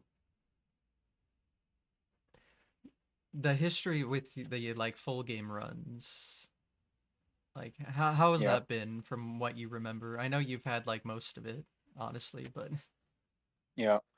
Yeah, how's I've that been gone? around for most of it too, because I started playing this game like I guess only like a year after those were even like a thing, and like Twitch was around and stuff. That was like the very beginning of Twitch. Mm-hmm. But I've had the skips record for like the majority of the time. I don't have it now, Yeah. but I have had it for like a really significant amount of time. But it's mostly like a lot of it is like lack of competition too in those Yeah. categories. They're just completely insane. You have to be most of the people who would be like dedicated to getting that good at shortcuts are just grinding time trials exclusively. Mm-hmm. And the only other person playing that much was like VAJ, but VAJ is not really super great at like the RTA categories or anything. He doesn't really play those, and it is different shortcuts because you're like using items and doing shell jumps and stuff. So Yeah. um, it is kind of shocking, I think, probably to most people that anyone ever even caught up to me in that category. It's Yeah. like I didn't play it for a while, um, so it's like, and then all of the new shortcuts like completely opened that window up uh, for like someone to kind of start on more of an even level with me because we're all like learning all these new shortcuts at the same time. But it's still kind of crazy. Yeah, Kazuya's like grinds the category so much. He's done like twice as many attempts at the category as me, I think, too. Like in his like live Wow. split. So he, which is kind of surprising to me Mm-hmm. because I feel like I've played it a lot, and I've been playing the game way longer than him. But I guess yeah, I don't. He almost is like exclusively playing that like Mm-hmm. RTA categories like crazy. So it's yeah, a lot of attempts go into it, but I had those records for a very long time, and even no skips. I still have the record for no skips, Mm-hmm. which I shouldn't. Like Danner and Matthias could just like wreck that at this point. I feel like strats have been improved, the driving's better, that record's old, so it's like they. Honestly, I kind of think I do kind of wonder if even I could beat that. I have all sorts of controller problems now. I can't really do non shortcut, but Mm. I I almost feel like that record might be old enough that like maybe I could actually still beat it even now. Um, but yeah, Dan and Matthias I think could destroy that record at least by like 10 seconds, fairly easily. But I still have it for now. It's not. The category is kind of dead at the top level. Nobody's really playing it, but we do get a lot of no skips players. You know, around the 40 range. People like to just randomly play it. Time trial people like to just get a time for it, and Mm-hmm. people aren't like grinding it. But yeah, I I guess I have had the no skips record. I don't even know when I got that from Dotman years ago, and then I think I traded it with maybe Matthias and Dan a few times. Um, yeah, I guess and Dotman too. So I had it, and then Dotman got it back like right after that, and then I guess I held it for like 3 years straight or something. Mm. But yeah, that record from 2020, mid 2020. So that record's almost 3 years old now. And all the top players' PRs are also very old as well. So Yeah. it's like maybe someone should go beat that at some point. Yeah. The How far skips is runs though have oh a lot to go, I guess. yeah. How far has non shortcut been? been lowered, I guess, over the years. For the I no feel like, skips category. yeah, it can't be like that much. I figure Yeah, because it's so I like, think the run where we felt like it was like truly like a crazy run. What the first one was like Dotman had a 39.02 mm-hmm. in like mid 2014, and that was really strong. But even then, I don't think Matthias was ever really playing that category, so it was like mostly dominated by Dotman. Um, and then I got a 39 like a year later, just 39 flat. So now the record's down to 38-33. Hmm. So like I guess you could basically half a minute has been cut off since when we thought the record was like really strong. Mm-hmm. So I'm not just like and in driving Mario better in Kart, all the not yeah, and shortcut that's ones. that's the Yeah. insane part. To save half a minute on just like driving way better is like kind of an insane But amount of time. I mean, there's also like item RNG a little bit, right? Like mushrooms you can get. There is, I think it might be Dotman's 39.02 that is like it's like this it was like famous for just getting the most absurd RNG. He got like 20 mushrooms or something in one of these runs, Okay. which is Jeez. like which is like a double what I think you'd expect to get 10. I think gosh, it's been so long since I've done no skips, I don't even remember. Mm-hmm. But for some reason I'm thinking 10 is the expected number roughly. But you also have to not get hit by lightning as well, Yeah, I which was gonna say if you is get hit rare. like once, it's like over, But right? it's for world record, kind of, yeah. Yeah. But um, yeah, it's crazy. People just got way better. Is really all it is. I guess there's maybe been like a couple strat improvements, like driving different routes and playing more like Yoshi Valley. People were probably taking like the safe route, but then now we're taking like the more aggressive route. But you Mm-hmm. know, you're at the very end of a run, trying to navigate through the like porcupines and Yeah. like super high risk. Like you hit a banana, your run's over. Like so, it's just like people just got super aggressive with it and got better at driving. But it is kind of a crazy amount of time to cut off. But I don't know, it's cool, and I think even more time can get cut off even now. But it's like a super high pressure category though, because it's like you have nearly 40 minutes for world record, and you cannot make a mistake. Pretty much, there's like almost no wiggle room, and you're just like driving like absolutely insane mode the entire time, and trying to like make sure you don't hit a banana. Yeah. So it's just like it's scary. But and then like you finally get a run going, and you can't mess up, and the last cup has like a couple of the hardest tracks in the game. Yep. So it's like it's super No difficult. lightning. No. Yeah, Eh, you'll get to like Rainbow Road and get hit by lightning and your run's over. So it's which I'm sure has happened to me. But yeah, it's tough. there are But blue shells in 64, right? no, No. the CPUs don't throw. There are blue shells, but the CPUs don't throw shells in the game. Oh, they don't have So shells at all? yeah, Oh, too that's difficult to program. They had it about halfway done. so like They red were shells, they just can't throw those. yeah. If you get hit by a What? shell in single player, you hit your own shell, That's wild. which And happens. I think that maybe happened enough to where they were like, yeah, maybe people will just think the CPUs are throwing shells. maybe. But yeah, that's why if you get shells, you gotta just chuck them against a wall. Mm-hmm. If you Yeah. get greens, if you throw a green shell backwards, it can't hit you. Like physically, like it will go directly through you. Like if you run into it the next lap Hmm. after throwing it backwards, like it will just go straight through you, which is interesting that they Yeah. even programmed that into the A little game. But bit. it only will do that for the person who threw it. Like it knows who threw it and prevents them from being hit. So, Interesting. interesting multiplayer and battle mode strat. Actually, if you get green shells in battle mode, just spam them backwards. Hmm. You'll be safe. But weird stuff like that. I don't. And more strats in non-shortcut have happened since the last RTA record. So I that's really why I think that record could go down like a pretty good amount if someone wanted to push for it. Like 10 seconds, you said right now, maybe. Yeah, maybe even more, honestly, if someone was to like just go ham, I guess, Yeah, and play it a ton. But it's got to be because I hard. think I think my sum of best was like 38-10 or something like that back when I was playing it before. Wow. So and now if I played it, I bet there's been some strat developments that would make some tracks like a few seconds faster. So you could get your sum of best. Sum of best could be like low 38.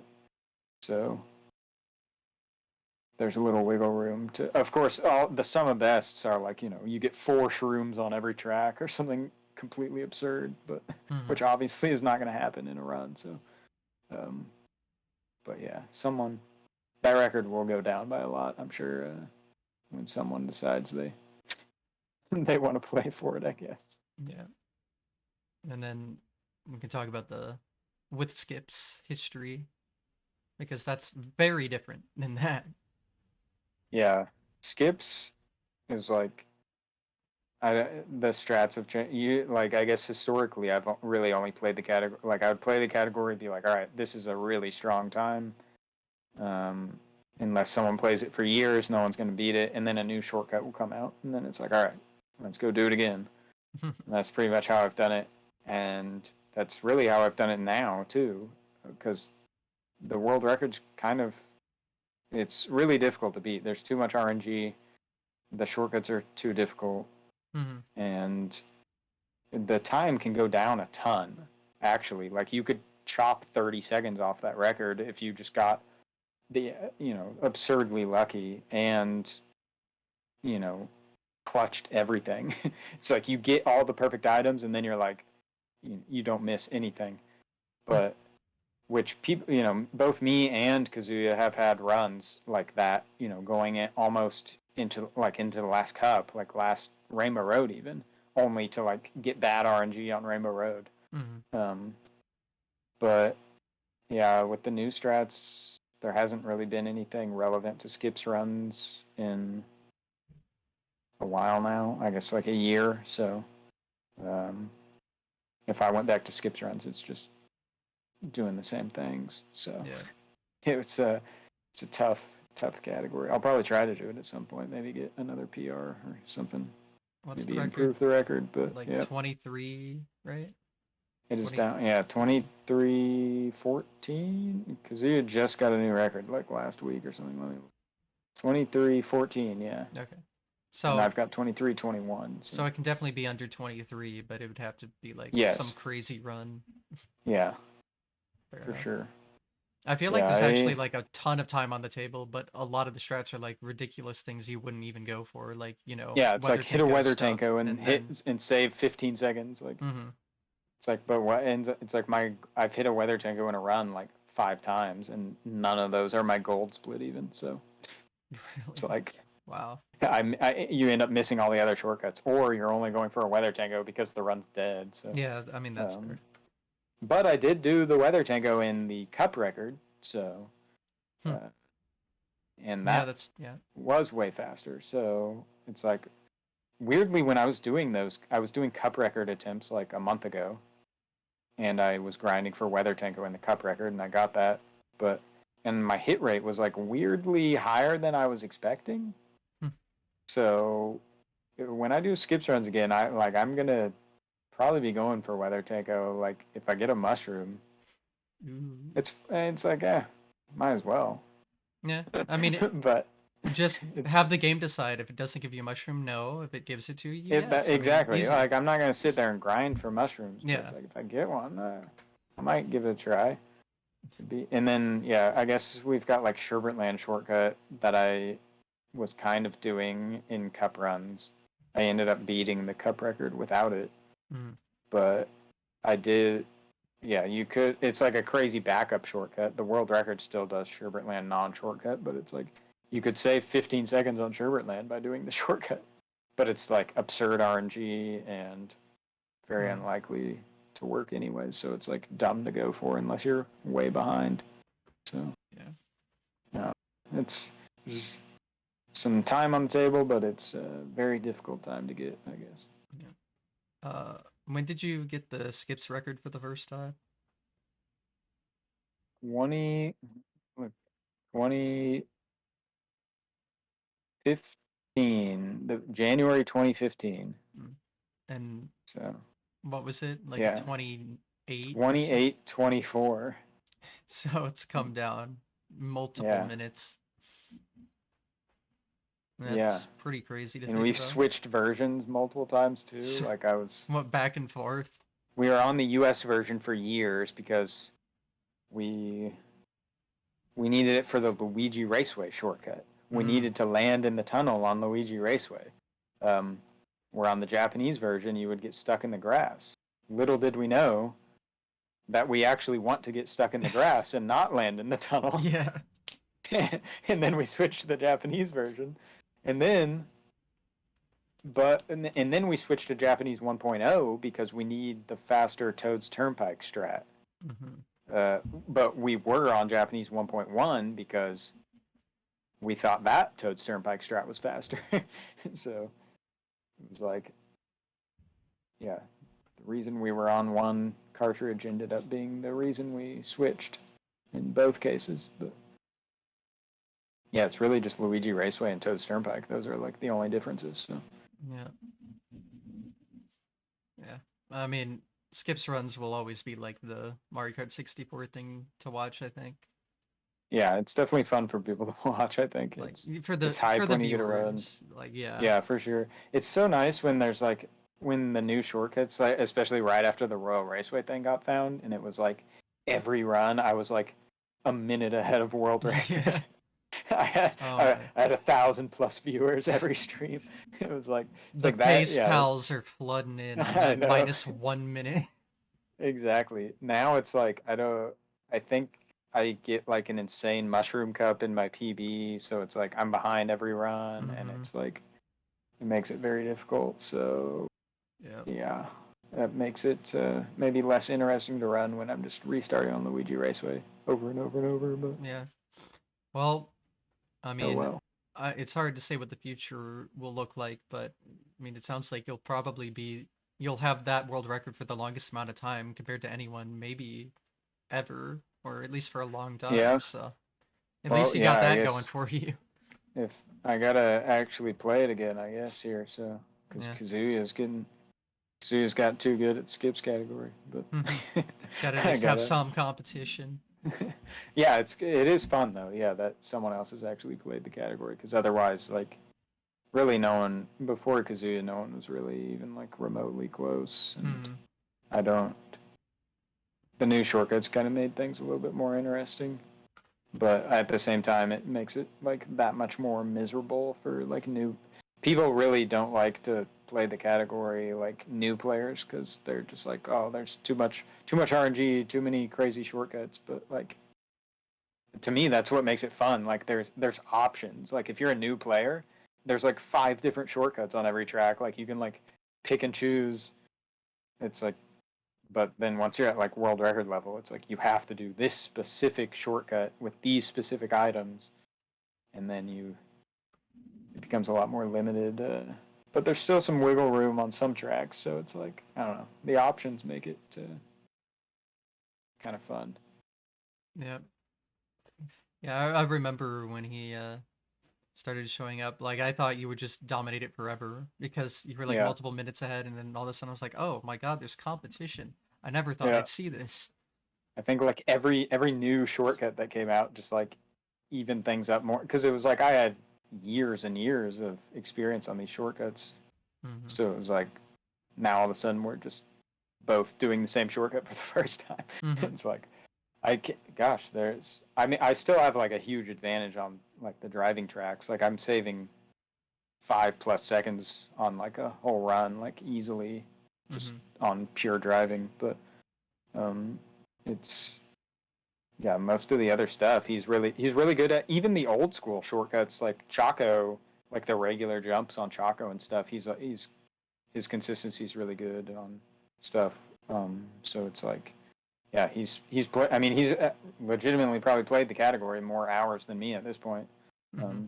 He has way more attempts. The attempts come faster these days though, because Yeah. Luigi Raceway. Where like back in the day, I'd get past Luigi Raceway every run, so it was like my attempt counter didn't fly up quite as quickly. Yeah. But yeah, I don't. He has definitely played a lot, so he made it interesting. So we've talked about Mario 64 like this entire thing. Do you Yep. watch things that aren't Mario Kart 64? I know you don't really play anything else, but Yeah. Sometimes I feel like I don't watch as much Twitch these days as I did 5, 6 years ago. mm-hmm. I feel like I have less time, but I guess some of the games that I watch like N64 stuff probably the most, or like Nintendo stuff. Mm-hmm. Um, I guess I always love the Super Mario 64 stuff.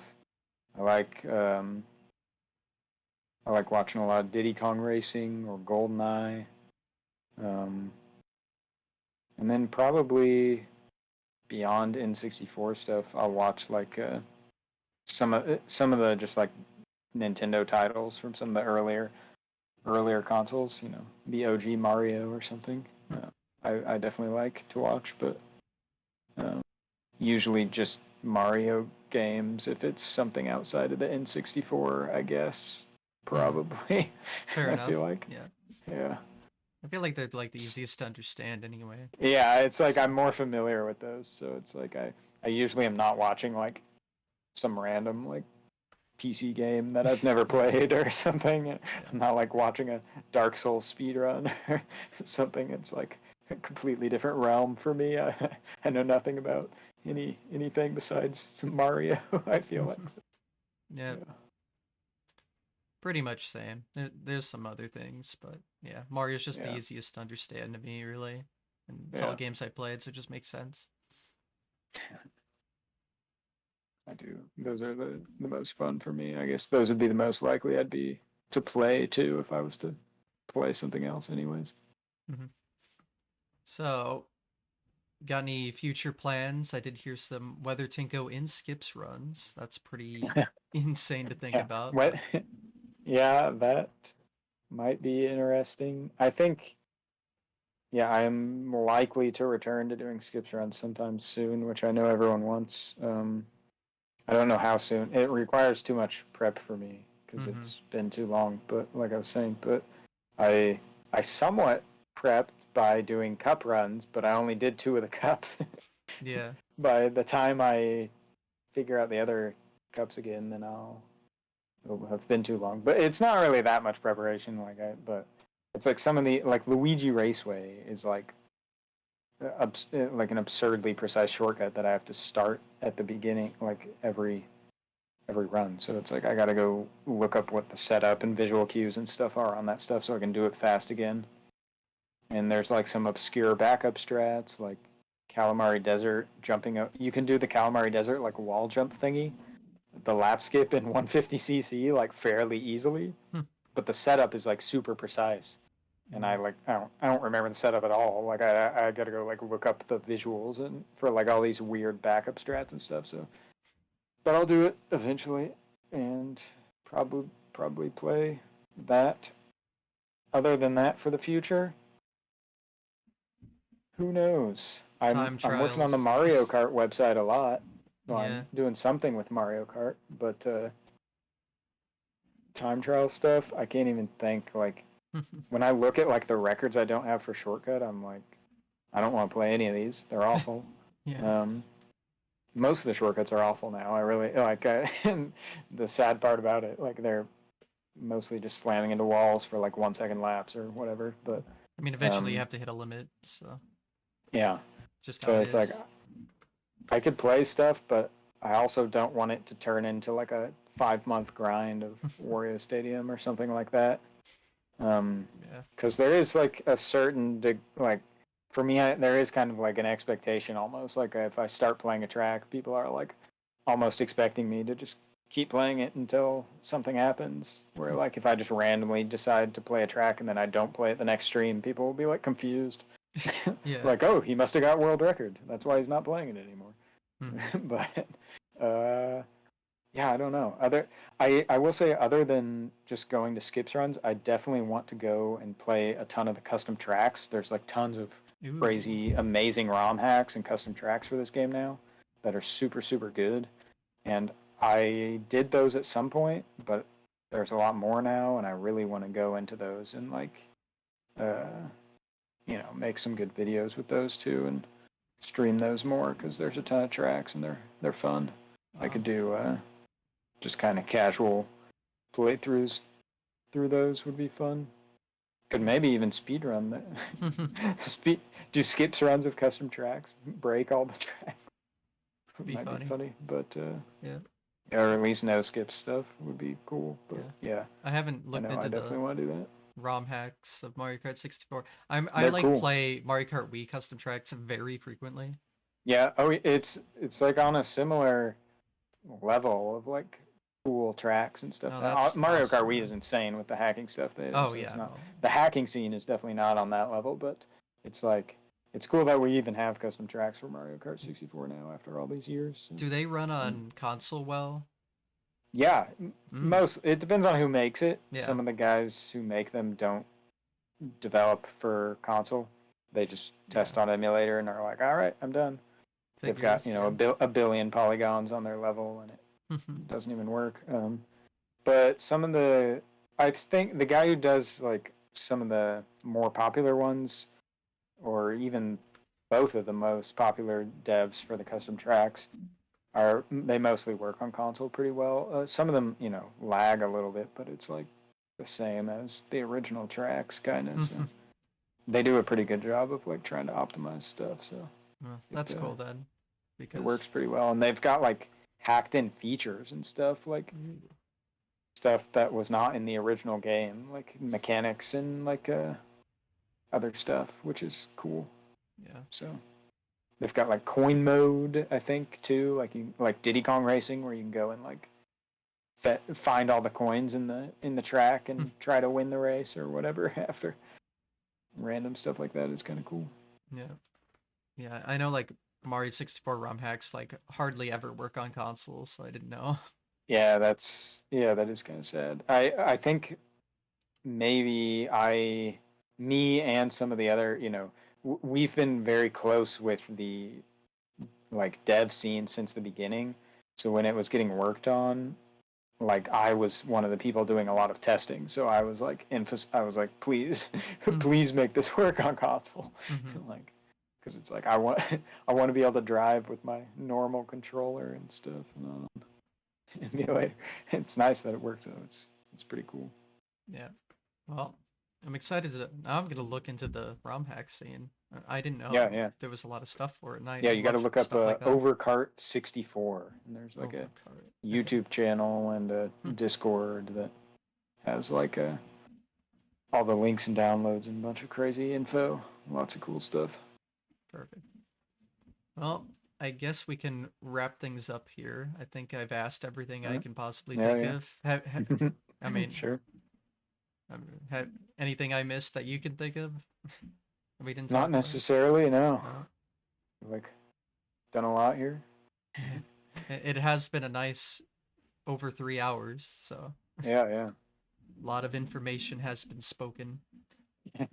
Yeah. Can Oh, keep going all day. yeah. I mean, it's very easy to just never shut up about speedrunning, so Yeah, I know. Exactly. that's why I have to do this every week. I can't shut up about it. All right, I'll go through the wrap up then, which Sure. hey, look, the shout out command. Very cool Twitch feature. When they actually add good stuff, it's cool. Love to Alright. see it. So yes, I assume everyone watching live here is mostly from your chat anyway, but just in case, there it Yeah. is. And then, the links are under the camera right on the stream at all times. Now let's talk about me. Yep. And my links that I also have.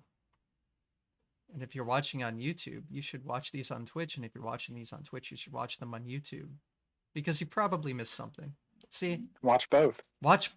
just watch both. Watch it live, then watch it on here, so I get double the viewership. Exactly. Perfect. Easy as that. All right. Well, thanks for watching, everyone. Hope you enjoyed, and stay tuned for next week. Have a good one. See ya. Yeah. Thanks for having me. Yep.